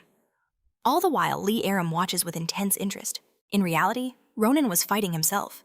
He closed his eyes to suppress the mysterious mark, pouring all his focus into containing its immense power. It seems his control over that terrifying power is finally beginning to solidify. Watching from a distance, Lai thinks that the boy has grown so much in such a short time. As the trials continued, Ronin's friend or whatever is controlling him now hid nearby. But his concealment was shattered as someone discovered him yet again. What a clumsy fool. A person approaches asking if he's new to the med team, but then they notice the crimson stains on his coat and the doctor's badge. Jaewon instantly knows something is terribly wrong. At that very moment, a parallel event unfolds in the human world. Meanwhile, in the demon realm, Chen sat quietly staring into a glass jar. Inside, a small creature writhed, about to burst. He watches as a dark, alien-like parasite emerges from its host. Chen explains that this tiny centipede can seize complete control of a host's body and even dominate its mind. This is the true terror of the shadows. We cut back to the unfortunate doctor who just stumbled upon Ronin's friend. His fate was sealed, just like the doctor before him. And now back to the training grounds. Will the veteran suffer the same gruesome fate? He remains frozen in the exact position he was struck. Welcome back. You're now watching the exclusive continuation, reserved for our most dedicated fans. Seeing the veteran's state, Ronin's expression turns grave. Luna approaches, asking why he looks so concerned. Don't worry about him, she says. The med team will handle it. As the two shared a moment, Lyram let out a condescending laugh. Luna whipped around. What's so funny? She demanded. Naturally, she was stepping up to defend Ronin's honor. The two girls locked eyes, sparks flying. Ronin looked completely bewildered, while the pink-haired girl eagerly cheered for a catfight. Just then, the facility's leader intervened. The man notes his incredible skill, believing Ronin must possess some kind of psychic ability. With their intense training, he could become unstoppable. But their conversation is cut short, as piercing alarms suddenly blare throughout the facility. An intruder alert. The girls are stunned. This place's security was supposed to be impenetrable. The crowd whispers in fear, wondering if it could be monsters. A chilling thought hits Ronin. Did they follow me here? The base commander roars. Everyone to your battle stations. All non-combat personnel evacuate immediately. Our main character steps forward, declaring he can fight, but the commander orders him to leave with the civilians. Ronin stands his ground. He insists his power could be the key to victory. All right, everyone, brace yourselves. Things are about to get absolutely insane, but the leader argues that he's an unknown quantity. In the heat of battle, the agents won't know who to attack. Luna offered a solution, suggesting she could sneak Ronin out since he wasn't registered in the base's logs. But the eccentric girl had a better idea, declaring she'd escort this handsome boy herself. Amidst the blaring alarms, chaos erupted as people desperately called for their boss. The commander cut through the noise, ordering the girl to take Ronin outside, while Luna reported to her combat post. The girl C just grinned and told him not to worry. She promised with a wink to protect her handsome boy, then beckoned for him to follow her lead. The entire base mobilized every member moving into combat positions to hunt down the intruder. During their sweep, they made their first grim discovery. Inside the laboratory lay a body, the first confirmed victim of the invasion. In the sterile corridors leading to the exit, Ronin turned to the girl asking if the base had ever been breached like this before. She casually replied, "Yes, but it was ages ago, long before I got here.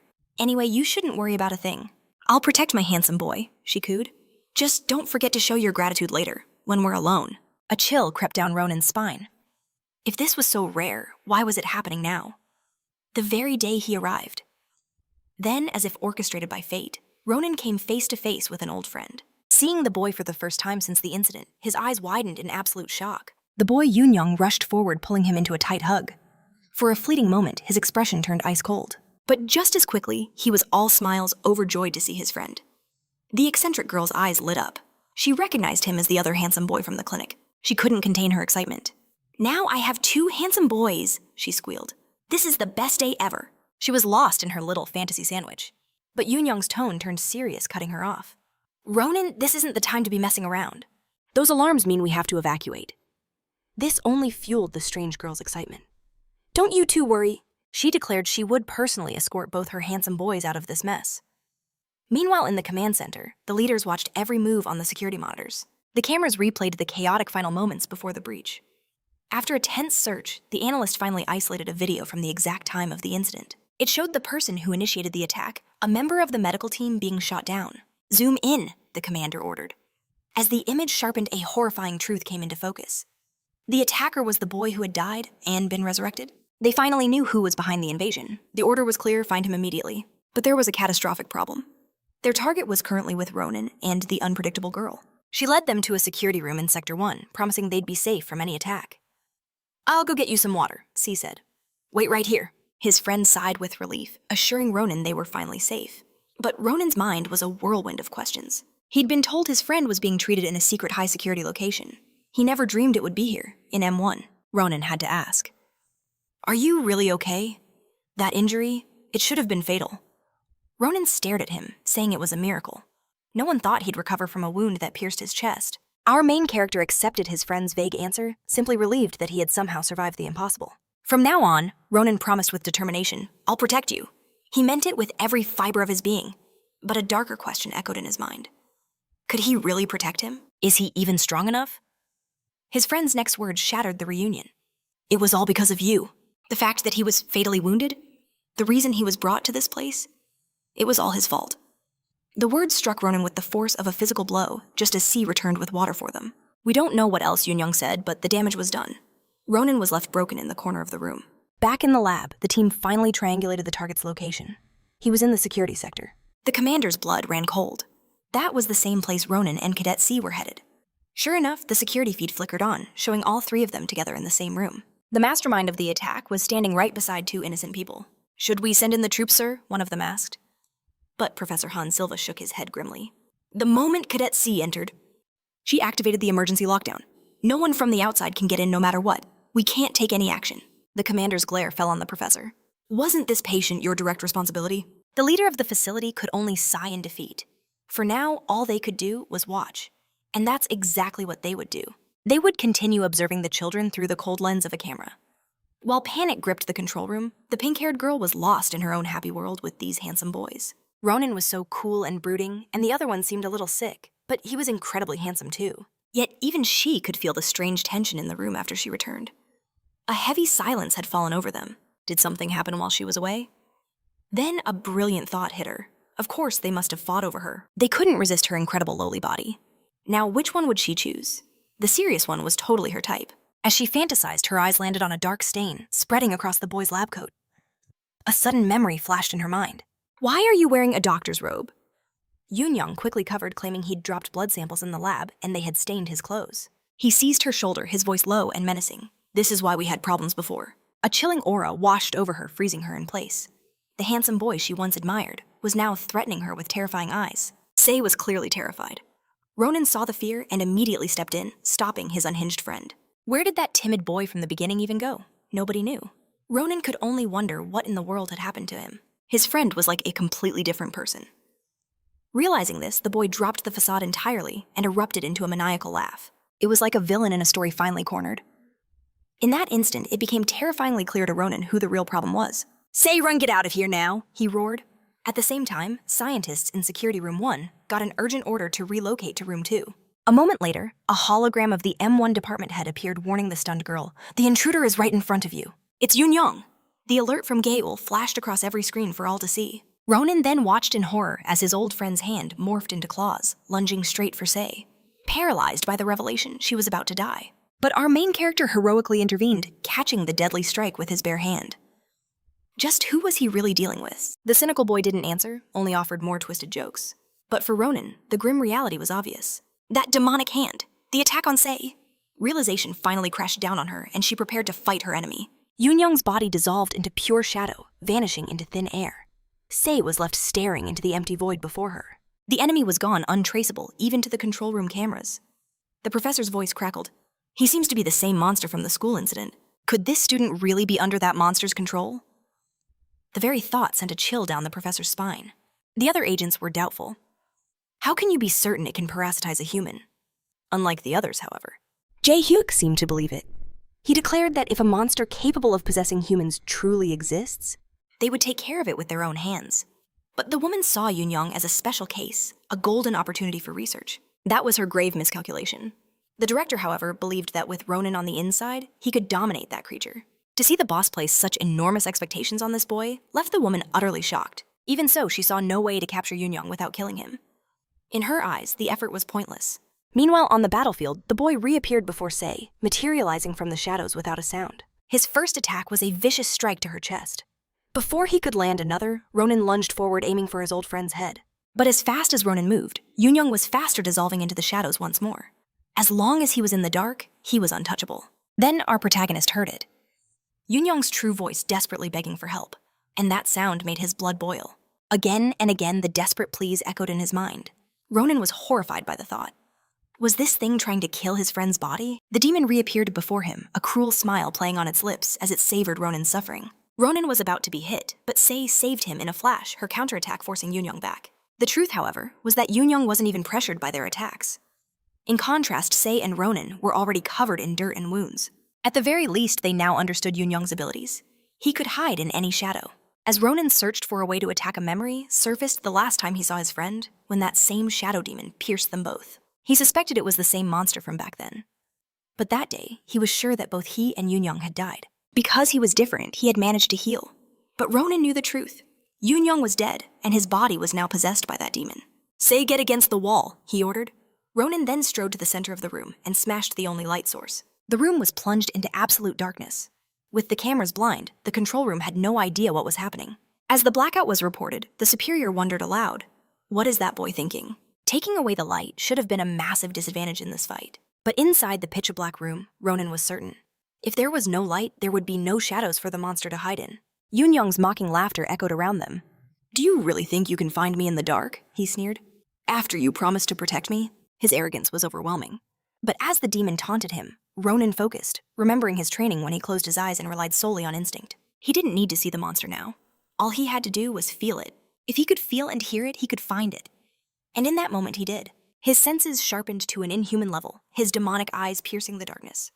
The monster remained confident, utterly oblivious that he'd been located. And as he spoke, his worst nightmare appeared right at his side.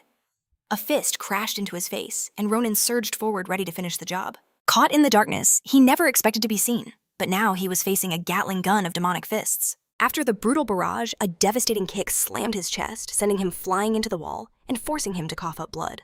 The entity wearing Yoon-young's face began to beg for mercy. Was Ronin truly about to kill his dearest friend? Ronin's voice was ice. "Friend, don't make me laugh. The real Yoon-young is dead, and you're just a parasite defiling his body." Ronin's fury was so immense that a glacial aura instantly consumed the entire room. In that moment, the demon understood. Ronin was no longer the weak boy he fought before.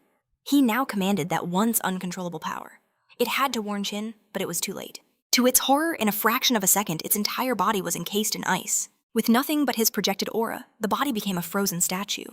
Without a shred of hesitation, Ronin shattered the body of his friend. The brilliant light from the battle flared across the security cameras. They witnessed a flash of blue light emerge and then explode into nothingness. This anomaly sparked the research chief's curiosity.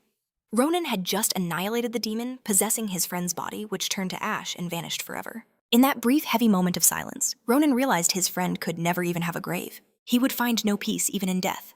It was a terribly unfair fate for someone who had never done anything wrong. When the department head finally breached the security room, they walked into a scene of unnatural winter. It was as if a blizzard had torn through the room. They asked if he was all right, but Ronin walked past them in cold silence, not uttering a single word. He simply departed, the crushing sadness visible only in the way he carried himself. Moments later, the M1 leader called a meeting to make sense of the incident. The head of research recounted Yunyang's grim situation. She explained that on the day of the incident, Yunyang was already lifeless, and a monster had taken control of the student's empty shell. It had always been impossible to get samples from demons, as they disintegrate into ash the moment they die. She confessed she saw it as a unique chance to procure a sample from a demon inhabiting a deceased host. Her critical mistake was underestimating the threat, as the boy initially seemed harmless. Then he suddenly went berserk. The men demanded to know, why would a demon possess this specific boy? The M1 leader stated the obvious connection. Yunyang was Ronin's friend. This demon used the boy's body to get close to its true target. Jae-Huk agreed. The demons were clearly after Ronin. But what he couldn't figure out is what made Ronin so special. While they debated, Ronin was walking away from the M1 base wrestling with that very same question. That demon was hunting him. If they could puppet the bodies of people he knew, then he could never trust anyone again. As he walked in a haze of grief, Lee Aram appeared before him, questioning why he hesitated to destroy the demon. The question was so absurd Ronin gave no reply. The girl pushed, saying if he hadn't wavered, he wouldn't have even been injured. To this, he just walked past her, his voice low and heavy. Yunyang was my friend. That one sentence should have been enough for anyone.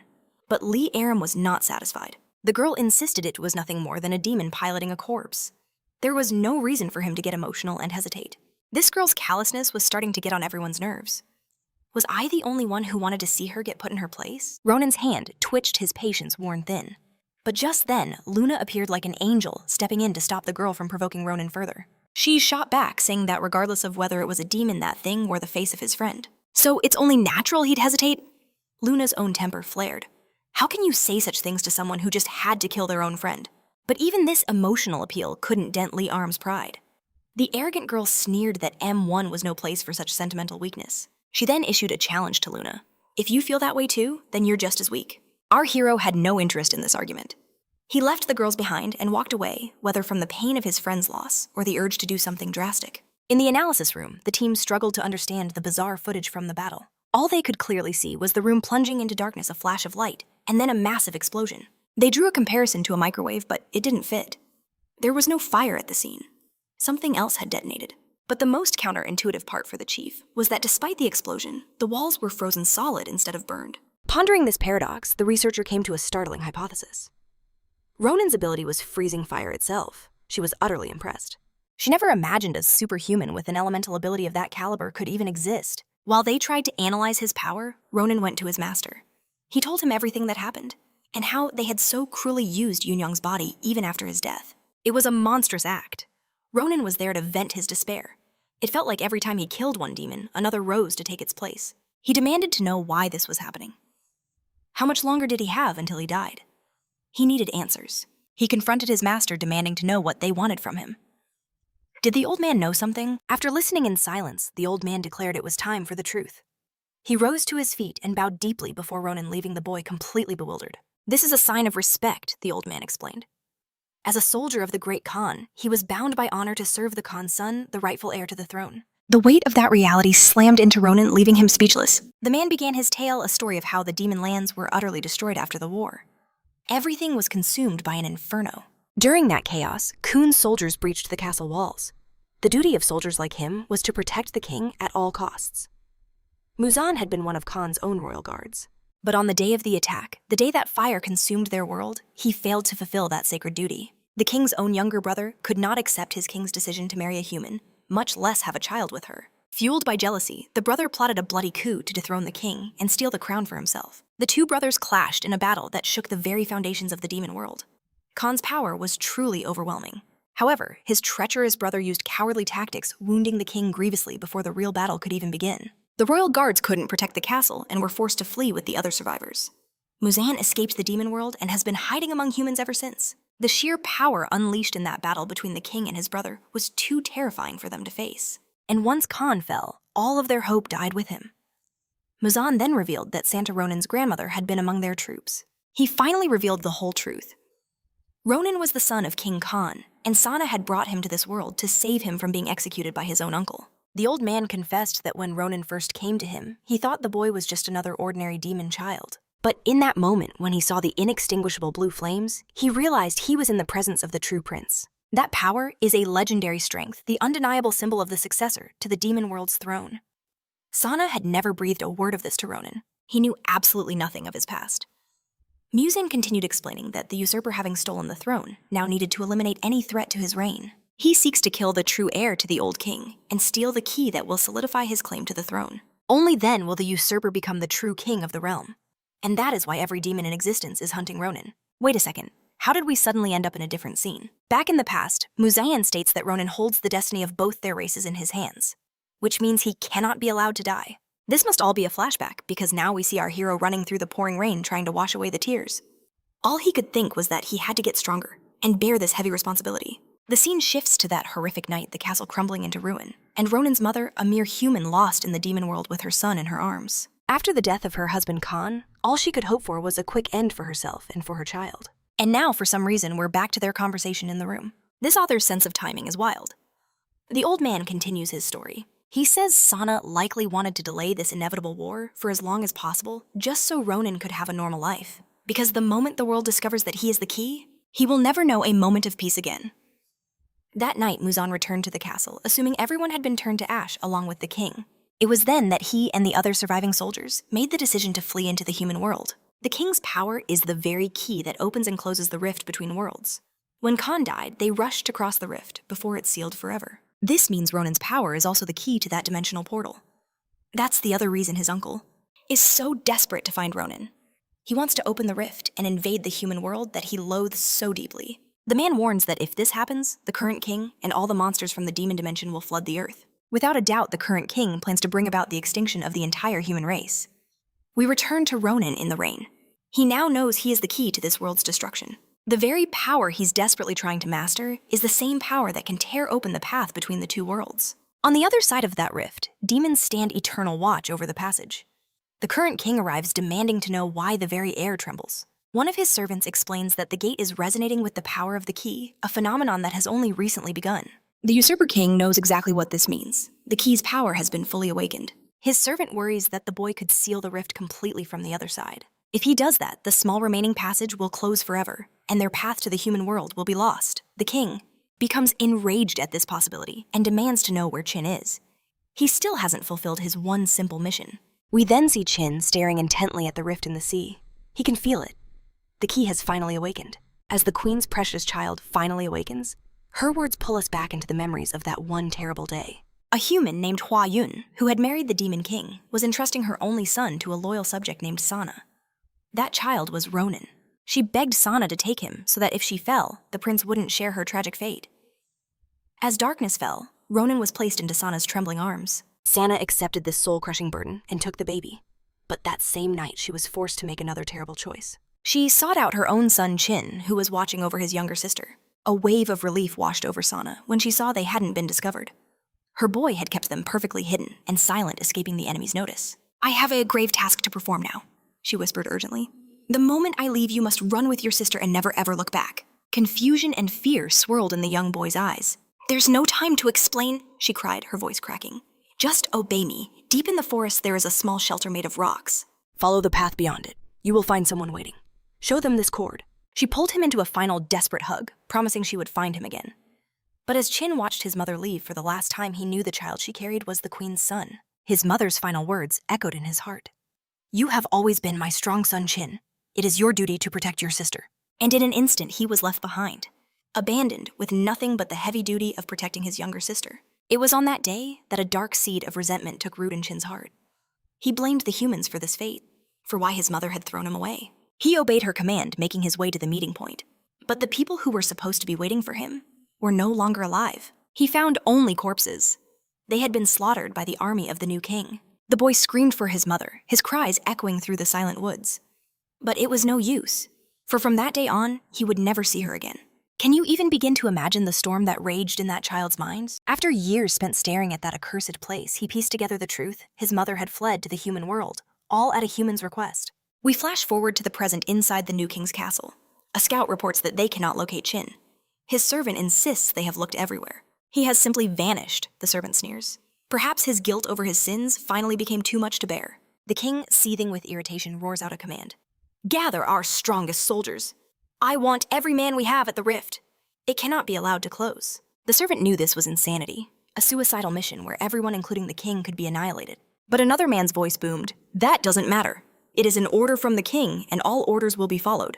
And so the servant bowed low and rushed to carry out the command, though he was disgusted with the current state of the demon world. He knew exactly who was to blame for all of this chaos. The king's right-hand man, that boy Chin. He had despised him from the very first moment he laid eyes on him so many years ago, back during the civil war that tore the demon world apart. One day, 2 ragged children stumbled upon the rebel soldiers. The boy demanded to join their army, only to be mocked by the battle-hardened soldiers. Yet standing before these grown men, he didn't flinch. He shouted that he would become stronger than any of them, and defeat them all. His defiance stunned them. Such unbelievable arrogance from a mere child. That was the day the servant first met Chin. Though he was just a boy, he screamed his loyalty to the new king. As soldiers moved to drag him off, the servant stepped forward. And who is this little brat? Just another war orphan, a soldier grunted. We're about to throw him out. But the servant saw the fire in Chin's eyes and decided to test him. So you wish to become a soldier for Lord Kun? He sneered, hoping to scare him. The man leaned in close. To become a soldier of Kun, you must be prepared to die for him. Mocking the boy, he gave him a cruel challenge. If you are truly ready, then you must cast aside the most precious thing you possess. Show me your loyalty, now. His little sister trembled, her hands clutching his shirt as she realized the terrible meaning of his words. Could her brother truly sacrifice anything for this new king? The servant watched the boy for a few moments, certain he would refuse, and turned to leave. Send the child away, he ordered. He is useless on the battlefield.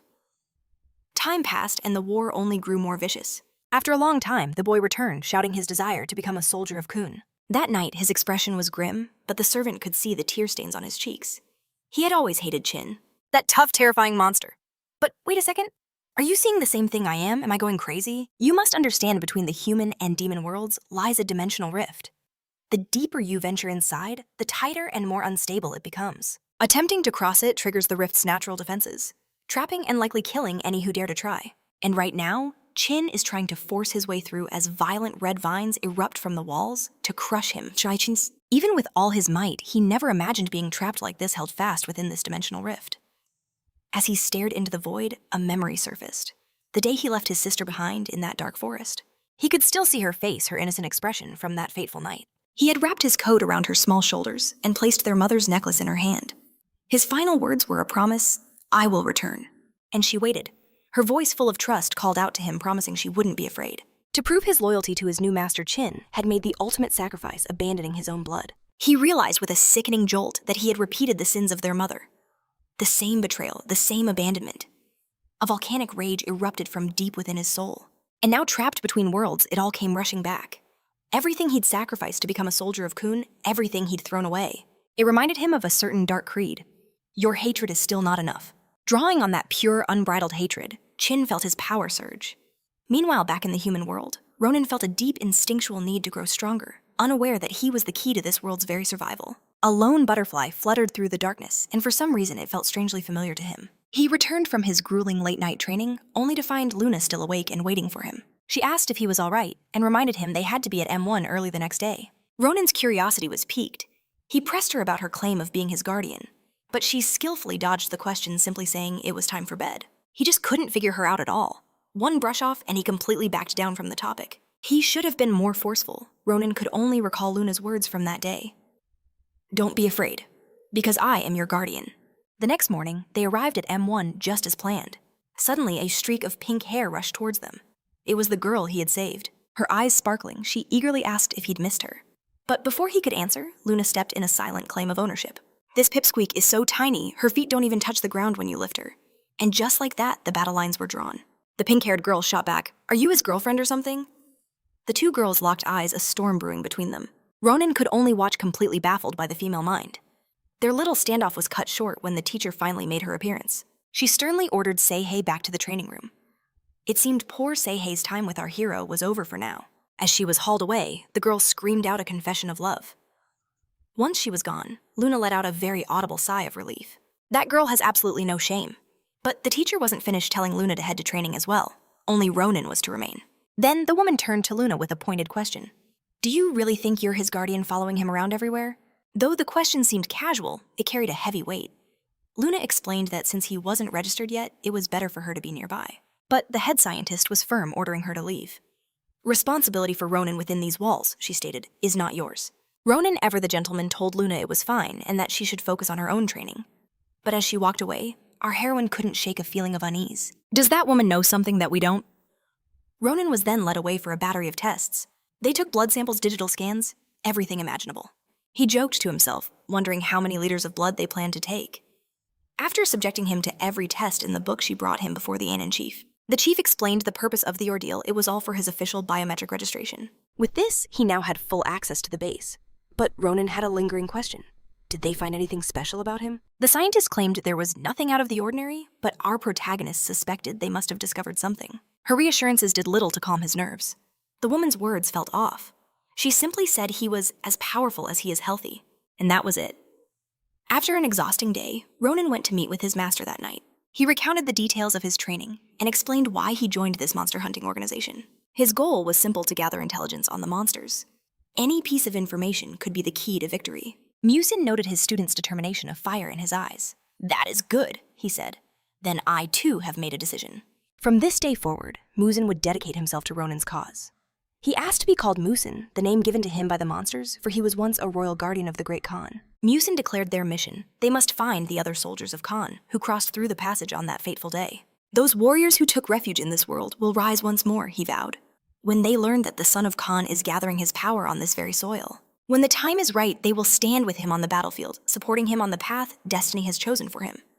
The path to the throne. Musin swore an oath, betting his very life that he would see the son of Khan crowned as the new king. That very night, under the light of a full moon, a remote lake began to glow with a blood-red aura. Before erupting, the one who lived by the creed of hatred had finally crossed into the human world. Shin's heart burned with a single purpose: to destroy Ronin, the boy he blames for his mother's abandonment. Meanwhile, back in the demon world, a chilling silence was falling over the villages. They were becoming ghost towns. And the new king's tax collector was nowhere to be found. One rumor claimed they had simply fled in disgrace. But a darker whisper told a different story. That they were dragged into the deadly rift, a place from which no one has ever returned. A soldier then discovered a trail leading deep into the forest. And strangest of all was the tale of residents vanishing the very night they saw a mysterious blue butterfly. The king's loyal servant considered the possibilities. Could these be the remnants of the old regime, loyalists of the former king staging an attack? Or had the people regrouped in the woods, forging an alliance to challenge the new ruler? The last thing he needed was a rebellion brewing on their doorstep. He gave the order to search the forest. Uncover whatever secrets lie hidden in its depths. A single blue butterfly fluttered over the scene. And with that, were pulled back to the human world. A couple stared in amazement at an impossible sight, a blue butterfly emerging from the water, as if it were a fish. But this mysterious insect was quickly captured. Shin crushed it without hesitation, revealing it was a spy that came through a portal. Shin's orders were clear: be swift, pursue, but do not kill. Meanwhile, as Luna walked through the night, she sensed it. A presence was tailing her. She couldn't see a face, nor could she pinpoint its aura. Her plan was simple: lure her stalker into an isolated area and spring her trap. At that very moment, Ronin was on a bus when he spotted her. But her home was in the complete opposite direction. Where on earth was she heading so late at night? As the question echoed in his mind, Ronin felt it. A vile demonic aura. He didn't hesitate, slamming the button to get off.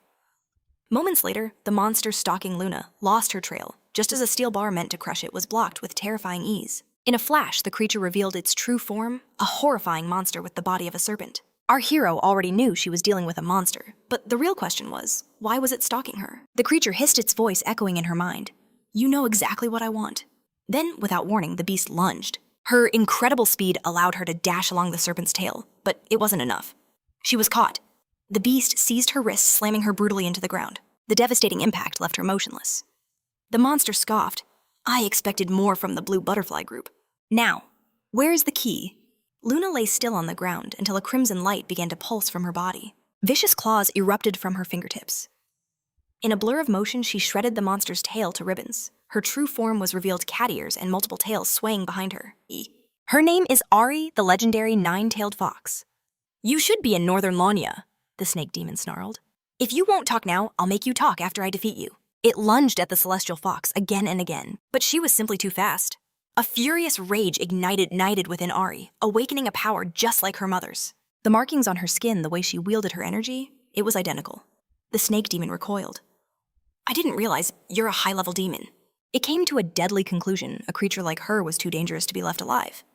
Even if it meant defying Shin's orders, he would eliminate her now. Ari unleashed a savage assault on the trapped creature. She aimed to tear it apart with a single strike, but her claws weren't strong enough to pierce its hide. The serpent's massive jaws opened wide, ready to swallow her whole. Desperately, she held on, trying to keep them apart. Luna was inches away from a gruesome end.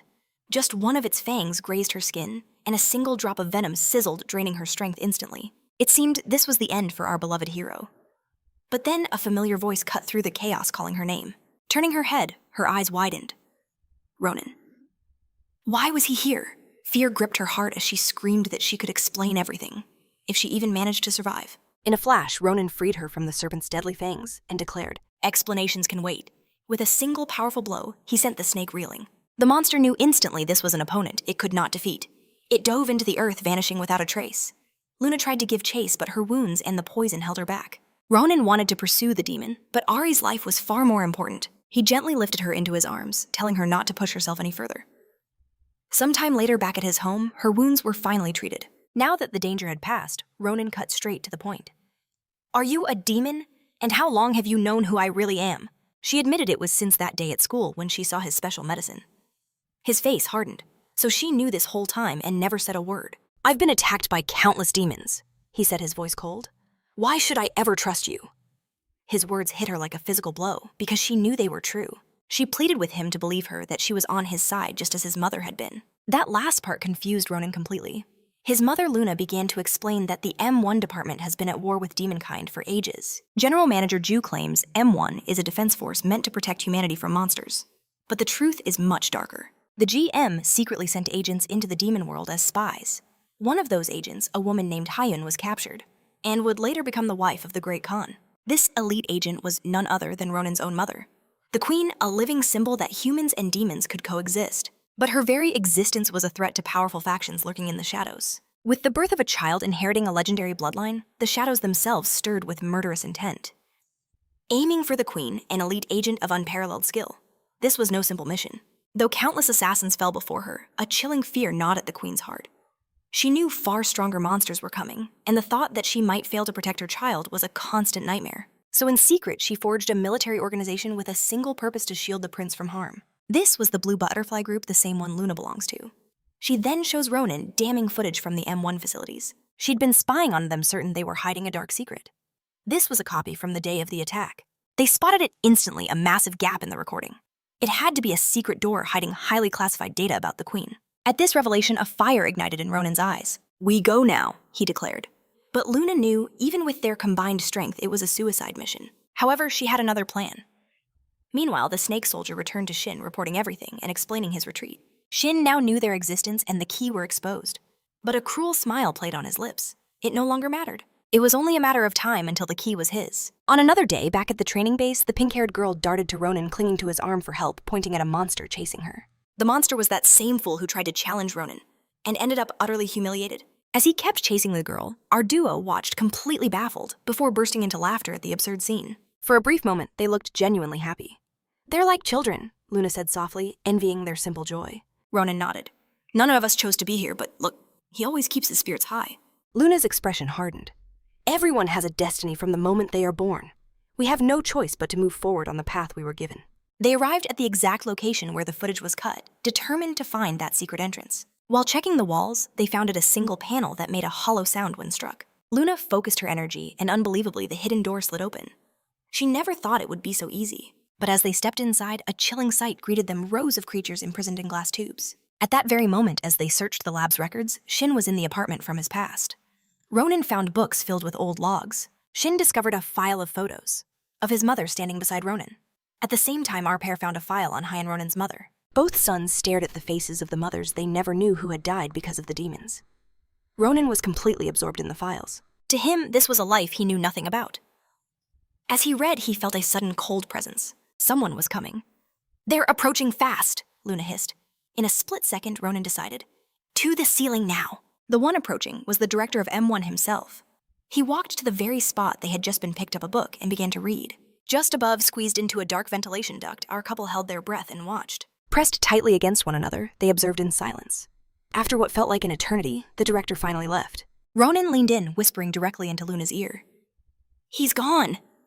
The sudden closeness sent a jolt through her. Their eyes met in the darkness, the air thick with unspoken tension.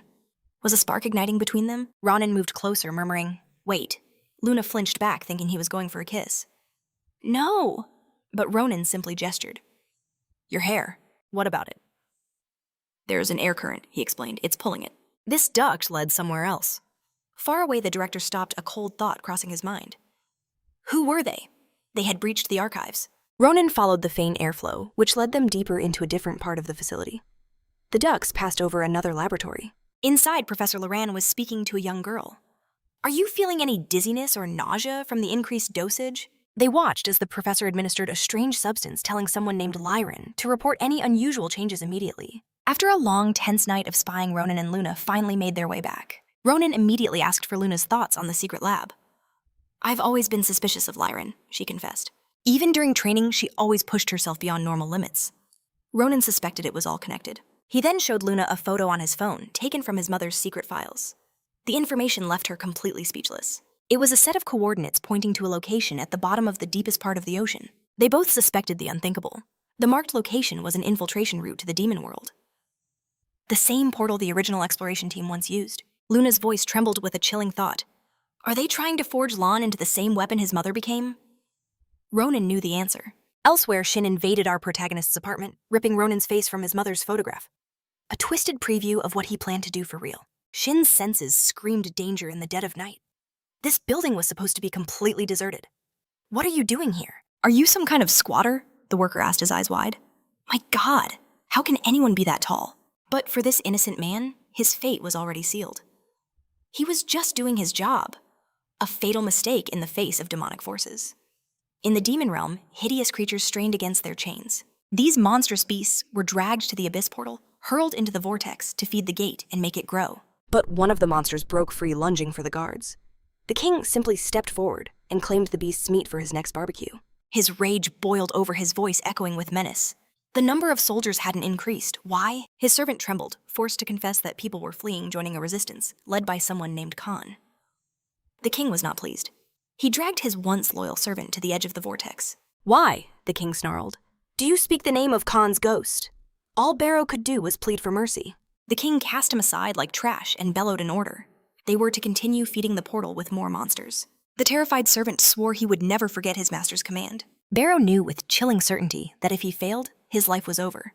He was a dead man walking. Back in the human world, two figures with pointed ears met in a shadowy alley. They were waiting for someone named Musin. When he finally arrived, Musin delivered the shocking news the king's son is alive. He reached for a cigarette, but as he flicked his lighter, a demonic flame answered his call. The source was a demon perched silently on the building above them. Chun watched them with cold eyes, then appeared behind them faster than a heartbeat. "You shouldn't believe in rumors," Chun whispered. The two spies scrambled back in terror before turning to flee for their lives. One scaled the side of a building.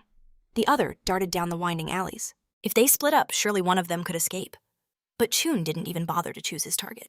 With a flick of his wrist, demonic fire lashed out, tearing the man's arm clean from his body. He was now a crippled demon. Chun cornered his prey, a chilling smile on his face as he introduced himself. "My name is Chun, the right hand of King Kun." The man's mind reeled in horror. It made no sense Chun's legendary rival was supposed to be Sana. He bet everything on a final desperate attack. But his strike was blocked effortlessly. And in a single blinding second, he was utterly defeated. Chun's voice was ice. "Tell me about these rumors. Where is the king's son?" The man swore he didn't know an answer. Chun refused to accept. Suddenly, a massive steel beam crashed down from above. Chun dodged it in a blur of motion. The one who threw it was the female spy, the partner of the other man.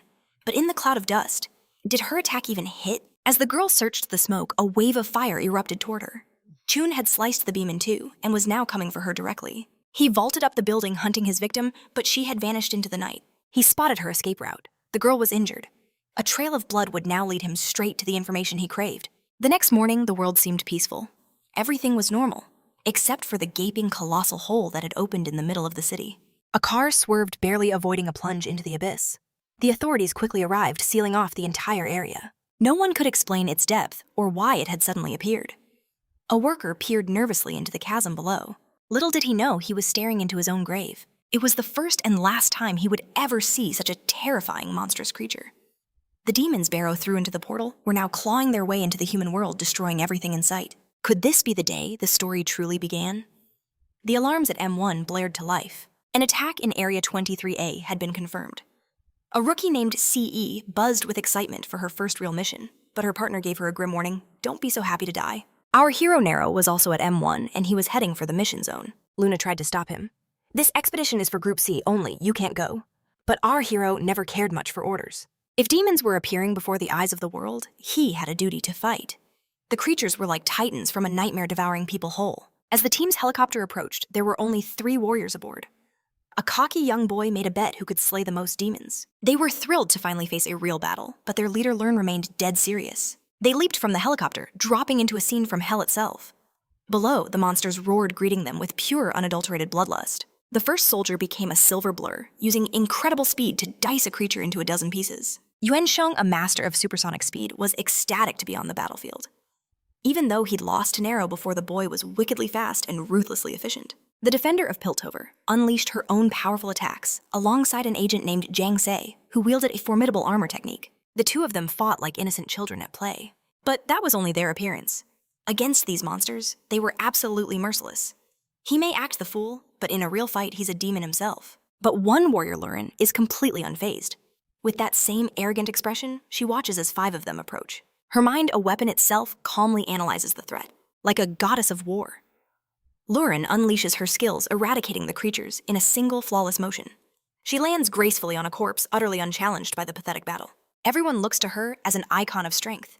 They may despise her arrogance, but they can't help but admire a power that makes everything look so easy. But even she feels a prickle of unease. Something is wrong. No matter how she puzzles over it, the answer remains just out of reach. For now, slaughtering these beasts is enough. Unfortunately for her, fate had far more complicated plans. From a bottomless pit, a colossal monster ascends, a creature so massive it eclipses the sun, casting a shadow of death over them all. The girl who never faced a real challenge is now staring up at something beyond all comprehension. Can she possibly defend herself against this? The government screams an alert, ordering the evacuation of the entire region. As chaos spreads like wildfire, one man desperately searches for an acquaintance. He finds Hana broken and gravely injured. He never expected to see her in such a horrific state. Despite her wounds, she clung to life for one last purpose. She reveals that Qin is on Earth, a name that strikes absolute terror into their hearts. Muzan begs her to stop talking and save her energy, but she knows her time is up. She has no hope of survival. All Hana wants is to hear it from his own lips. Is it true that the king's son is alive? Hearing yes, knowing the true royal lineage wasn't lost, she found her peace. Her last tear falls a testament to her joy. And then she is gone forever, as the beautiful chaos she loves to see engulfs the world. Meanwhile, Qin had finally arrived in the human realm, watching it all unfold. The boy was burning to find Ronin to unleash all his pent-up rage on the battlefield. But the colossal monster was a wall of absolute despair. Li Erin was pouring every ounce of her strength into just holding the creature in place. If it escapes, the city will be annihilated and their mission will be a failure. Worse, their failure would cost them their lives. Just as Li Erin was about to be crushed into nothing, the boy she despises most appears heroically saving her life. Ronin was far more powerful than she ever imagined, felling the monster with a single decisive strike. The giant beast disintegrated into ash, an impossible sight for the other agents. One girl rushed to embrace her knight, while another scoffed that it was just beginner's luck. Li Erin, however, was speechless. Luna approached, extending a hand, warning her that the danger wasn't over. But the girl refused her help, stubborn as always. Luna knew that trying to reason with her was useless. Erin stormed off the battlefield in a fury. The wounded were evacuated, the grim toll of the battle becoming terrifyingly clear. Seeing the victims Ronin knows, this is partly his fault. Luna insists they must return to the M1 base immediately. But Ronin tells his partner that this is far from over. He's certain this is only the beginning of the real attack. Sometime later, Muzan gathered his allies to deliver the grave news. Qin has returned, the right hand of the current Demon King. Qin is known as the most powerful warrior in the entire Demon Kingdom. However, Muzan warned them not to be deceived by titles. Decades had passed since the last Great War, a vision of hell where bodies burned and lives were consumed. Now that same nightmare was about to be unleashed upon the earth. The gate tore open above them, a call for the former king's warriors to rise for a new battle. They could not be deceived into thinking they had no chance this time. This gate was opened by the demon general himself. Qin had come to destroy them personally. All the veteran warriors attacked him at once.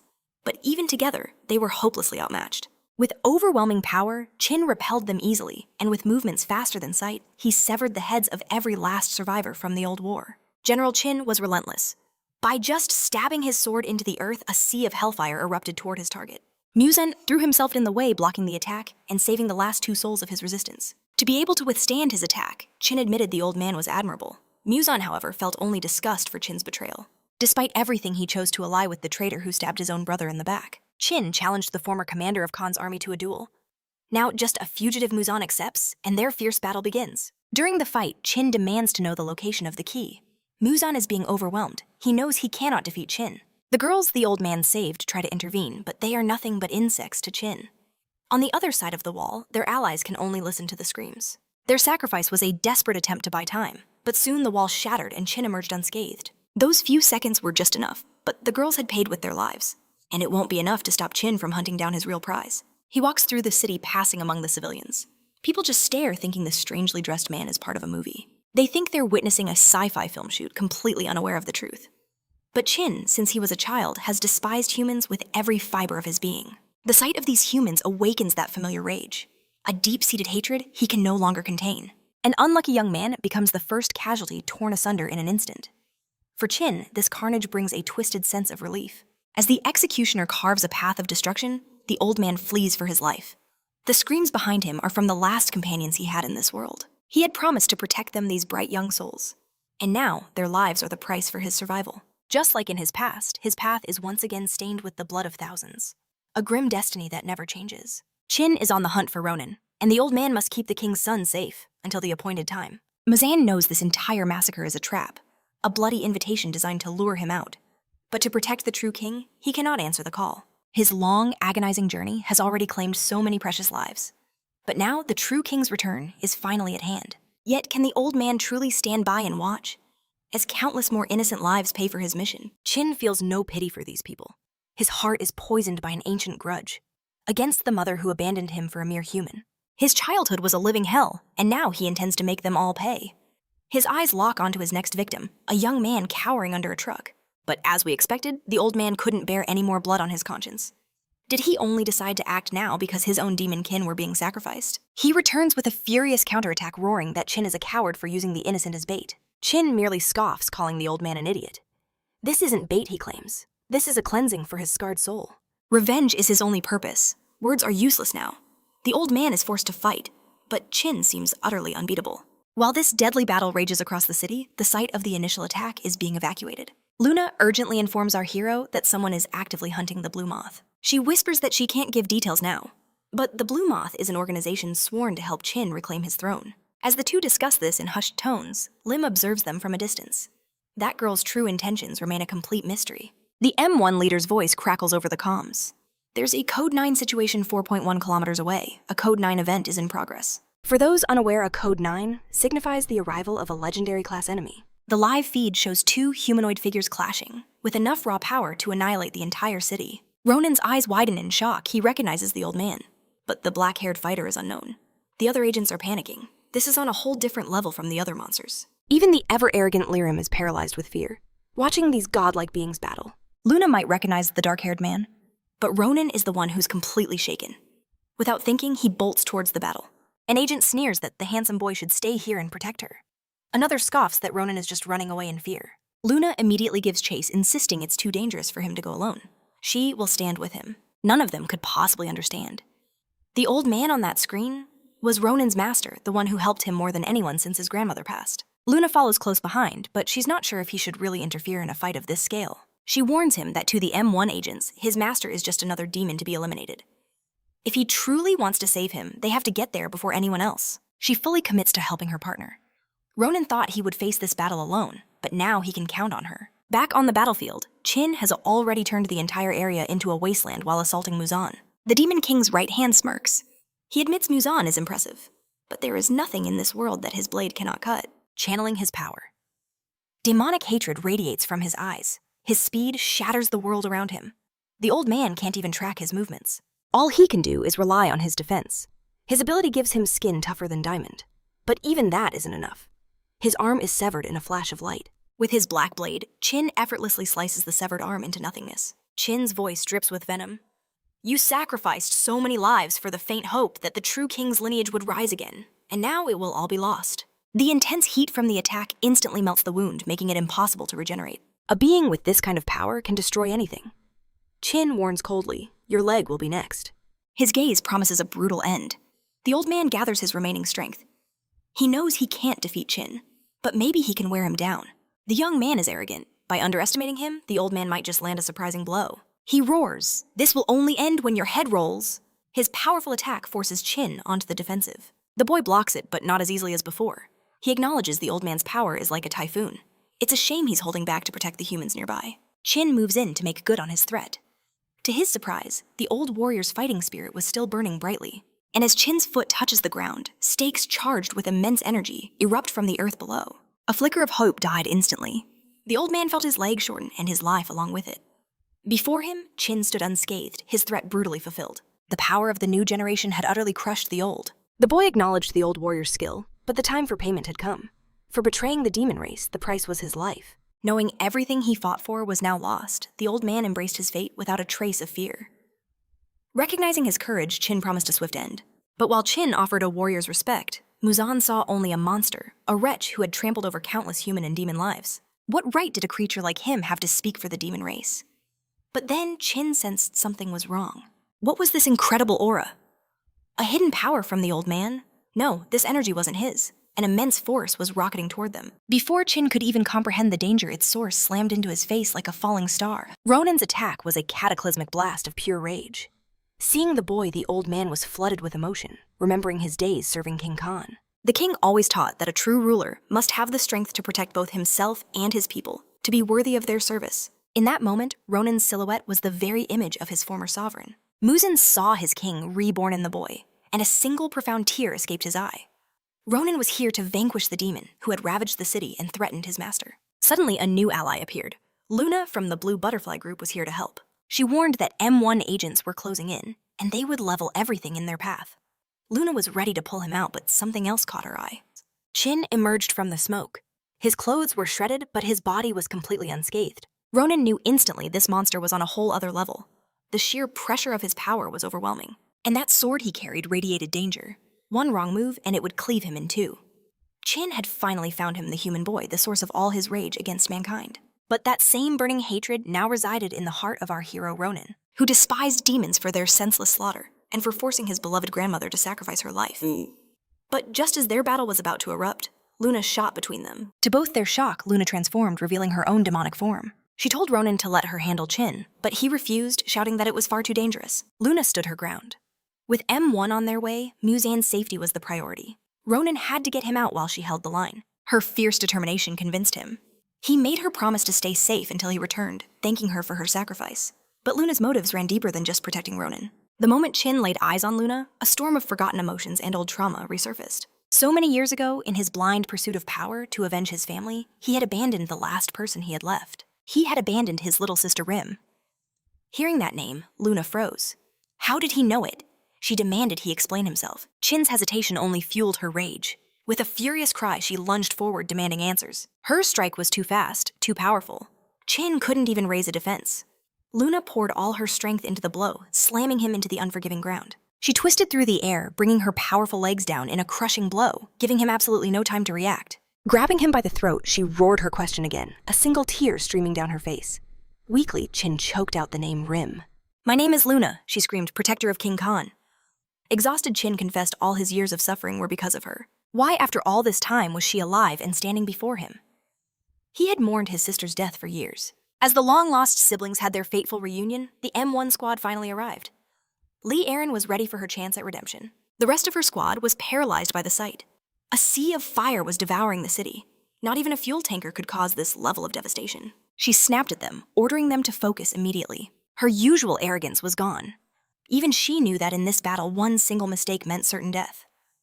Meanwhile, Ronin struggled to carry the old man to safety. But Muzan's body was growing lighter, dissolving into ash, just as all demons do in the end. Ronin's tears fell like a torrential downpour. Couldn't he have held on just a little longer? Ronin had already lost his family and his first real friend. And now the master he trusted with his entire being was fading away before his very eyes. Muzan's final words echoed in his students' ears: the living must carry the burdens of the dead. But they also hold the power to forge a new future. It was an honor to know you, Muzan whispered before turning completely to dust. As Ronin was crushed by this new wave of grief, Luna faced her brother once more. Her moment of vulnerability vanished. She was a defender of the mixed-blood king, and that was all that mattered. Qin vowed he would cut down every last one of Khan's followers on the battlefield. Luna called him a coward for not killing her with his own hands back then. With a ferocious strike, she cracked him across the face and broke his grip. Even after finding her only living relative, her brother, she refused to show an ounce of weakness. Luna declared that if Qin truly wanted her dead, he never would have given her that necklace. Luna confessed a startling truth. The blue butterflies. They were the reason she was still breathing. She desperately questioned his motives, but Chen remained silent, his gaze cold as ice. His path was one of solitude and bloodshed, and no one who stood against him would be spared, not even his own sister. Just then, a chilling presence descended upon them, an aura of pure frost. Luna gasped. He had returned far sooner than she ever imagined. The look of devastation on her partner's face confirmed her worst fears. Missin was gone. Now Ronin stood before Chen, his fury a raging inferno. You die here, he snarled. A smirk played on Chen's lips. Perfect. I came to kill you too. The fated clash prophesied from the very beginning was finally at hand. Their power erupted, shattering the cityscape around them. Chen tore through entire structures as if they were nothing more than paper. His freezing aura was a deadly weapon, but the demon general was no ordinary foe. Even infused with the power of the true Demon King's blood, he endured the onslaught. His own flames could pierce the heart of winter. His hatred burned as fiercely as any legendary bloodline, but was Ronin's raw power enough to overcome such burning vengeance? Luna watched awestruck. She couldn't fathom Ronin's true power. It felt greater than any demon she had ever known. She could sense Ronin's overwhelming strength, but Chen's flawless technique bridged the gap. The demon general. He actually stood a chance of winning. She had to intervene. But a terrible thought pierced her mind. Was Chen truly the one she needed to stop? Doubt clouded her judgment, but she slapped herself, the sting bringing her back. Get it together, she thought. For the king. Before her, Chen orchestrated the battle with chilling precision. The Demon King's son moved like a phantom. Each of his strikes carried lethal force. A single misstep, and Chen would be annihilated. As he weaved through the attacks, Chen saw a reflection of himself. Ronin, too, had lost someone precious. Life is cruel to everyone, he mused. Isn't it? It was a cursed fate that had led them to this moment. And now, Chen would make him pay the ultimate price. Every ounce of his hatred, all his burning frustration, he poured into a single strike. For the first time, Chen landed a clean hit on his sworn enemy. Our hero's resolve didn't waver, but a new variable entered the fray. Luna joined the battle, shouting, "It's too dangerous to fight him alone." Normal attacks were useless against Chen. Ronin hated to admit it, but the proof was standing right before him unscathed. Luna's voice was grim. Give him a single opening, and he'll kill you. But the reverse is also true. One clean shot, together. We can win, she pleaded. We have to fight as one. Ronin wasn't sure, but he chose to put his faith in her words. Just as the battle reached its peak, reinforcements arrived on the scene, M1 agents led by Li Arim. They never expected to find their own comrades here. Ronin was fighting for his life, and even more terrifying, Luna was in her full demonic glory. Li Arim could scarcely believe her eyes. Chen braced himself, swords at the ready. He prepared to meet his own sister's assault. Luna unleashed her true form. The nine-tailed fox. She launched her devastating Firefox attack. Her power overwhelmed Chen's senses, trapping him in an endless void of white. In that instant, Ronin struck, piercing Chen's chest. Impressive, Chen coughed. But this was exactly what the villain had planned. He revealed his own demonic form, seizing Ronin's arm and siphoning our hero's power at a terrifying speed. Luna could only watch in horror, frozen. She was powerless to stop him, unable even to block the stray attacks flying past her. But the power of the true king's son was an ocean far too vast to be contained. Ronin unleashed everything, far more than Chen could ever hope to absorb. The resulting explosion of energy lit up the entire city as the M1 members watched helplessly. Ronin's power didn't just fill the sky. It tore through the fabric of reality itself, piercing the veil into the demon world. Deep within that realm, the demons under Kun's control had been waiting for this very signal. Their vast armies were but ants compared to the pillar of light rending the heavens. The Rayside roared in triumph. The time has finally come. After an eternity of waiting, the human realm will be ours. Make them suffer. Repay them for every moment of our people's agony. Thousands upon thousands of demons heard the call. The order was simple. Eliminate all humans. The M1 agents looked on in absolute terror. The very sky began to crack like glass as a gargantuan portal ripped open above them. This was the beginning of an invasion, as countless monsters and demons poured into our world from another. Then a figure was spotted leaping across the rooftops. It could only be the one they called handsome Ronin. They didn't know how he got there or why he was in such a desperate state. But Lee Arim harbored a dark suspicion, a thought she couldn't push from her mind. At first, the city's residents were just confused. But soon, a horrifying realization dawned upon them. Their world would never be the same again. Unspeakable horrors rained down from above. Demons so terrifying, they would make the bravest warrior tremble in fear. The chaos they had only glimpsed before was now a grim reality. As day bled into night, the nightmare truly began. Monsters swarmed from every direction, cutting down innocent people without mercy. The city had become a portrait of despair. The M1 leader received the grim news. The situation had escalated beyond control. "Report," the captain demanded. His agents were overwhelmed, unable to contain the threat. But strangely, the captain showed no signs of panic. The orders were given. Follow the plan. For over a decade, M1 had been preparing for this very day. Elsewhere, Luna, the girl with the pink eyes, lay gravely wounded. And just outside, a shadowy figure lurked in the darkness. Ronin raced for the first aid kit, his heart pounding. But when he returned, the reinforced steel windows were shattered to pieces. He knew instantly. His girl was in danger. Luna was unconscious. And Liram was gathering deadly energy in her palm, ready to deliver the final blow. But Ronin blocked her path. The superpowered boy stood in her way, but her resolve was absolute as she attacked him without a second thought. Ronin was stunned. Why was she doing this? The girl simply stated, "If you still don't understand, let me show you." Tearing back Luna's blanket, Liram revealed the horrifying truth she had discovered. He needed to see it for himself. The wound on the girl's chest was turning to ash, and he knew exactly what that meant. Only monsters disintegrated like that. Liram declared that to survive such a wound, for it to turn to ash, meant Luna had to be a monster. And her rule was simple: all monsters must die. Ronin told her to stop being a fool, but her conviction was unshakable. He gently covered his girl again, his voice dangerously calm. "We've fought side by side for years," he said. "Why does this suddenly matter?" But she was already poised to strike the helpless Luna. To her, their shared history was meaningless. If Luna was a monster, she would face a monster's fate. Ronin intercepted her, once more unleashing his freezing aura. Our protagonist made it clear he wasn't entirely human either. Ronin explained that monsters had hunted him his entire life. And if humans become my enemy too, his gaze was as cold as the abyss when he spoke. Then I'm not sure which side I'll choose to destroy. An icy dread crawled down her spine as the room's temperature plummeted. Ronin closed the distance and asked, "So, are we enemies?" Just then, a frantic voice crackled over the radio. The city was being torn apart. Faced with a greater threat, Liram called a truce. It didn't matter what he was. If they were fighting on the same side, they were allies. That logic now applied to Luna too.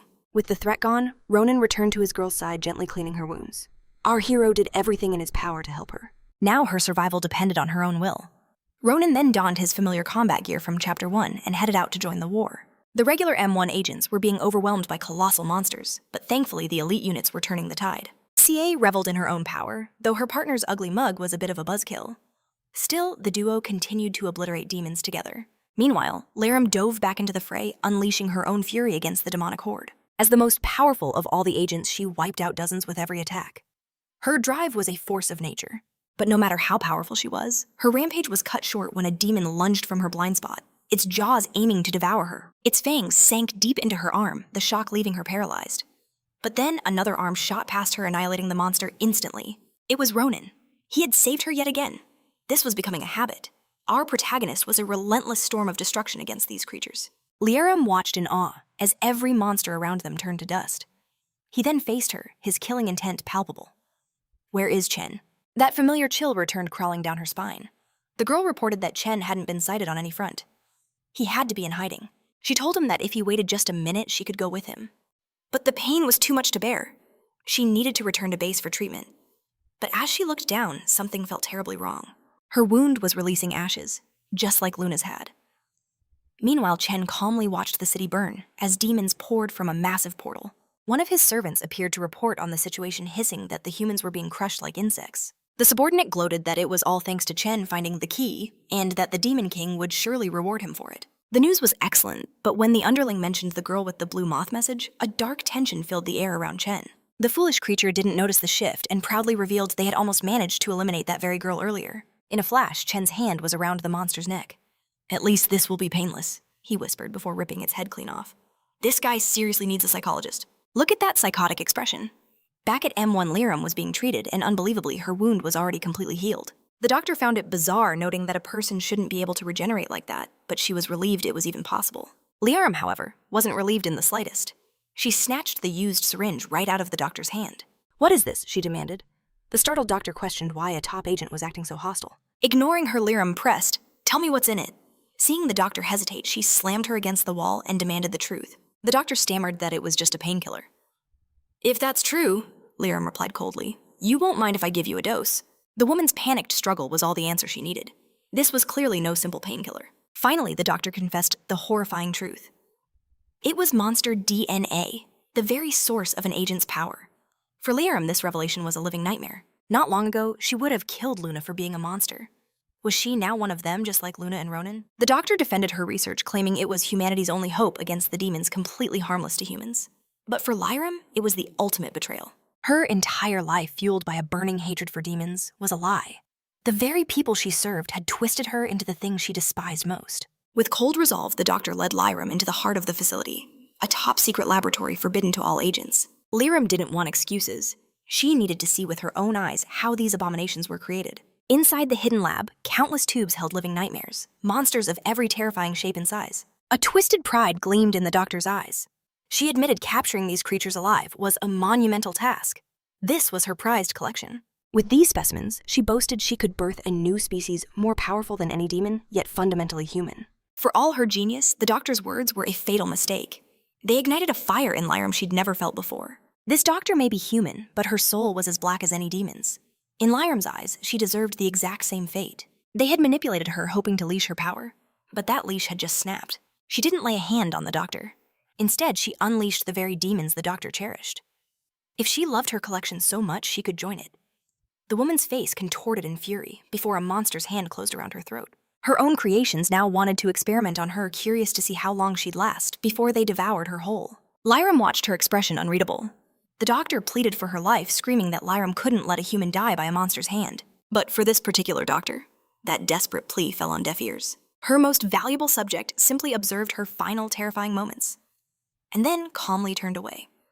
The woman's screams for help echoed uselessly. The lab door slid shut, and so did the jaws of the beast. Sometime later, Luna's eyes fluttered open. She was alive. She was shocked to see the one person who despised her waiting at her bedside. Luna couldn't fathom why Liarum was there. Had she come to finish the job? For the first time, Liarum spoke to her without malice. Did she know Luna was a demon? Did she know about Ronin?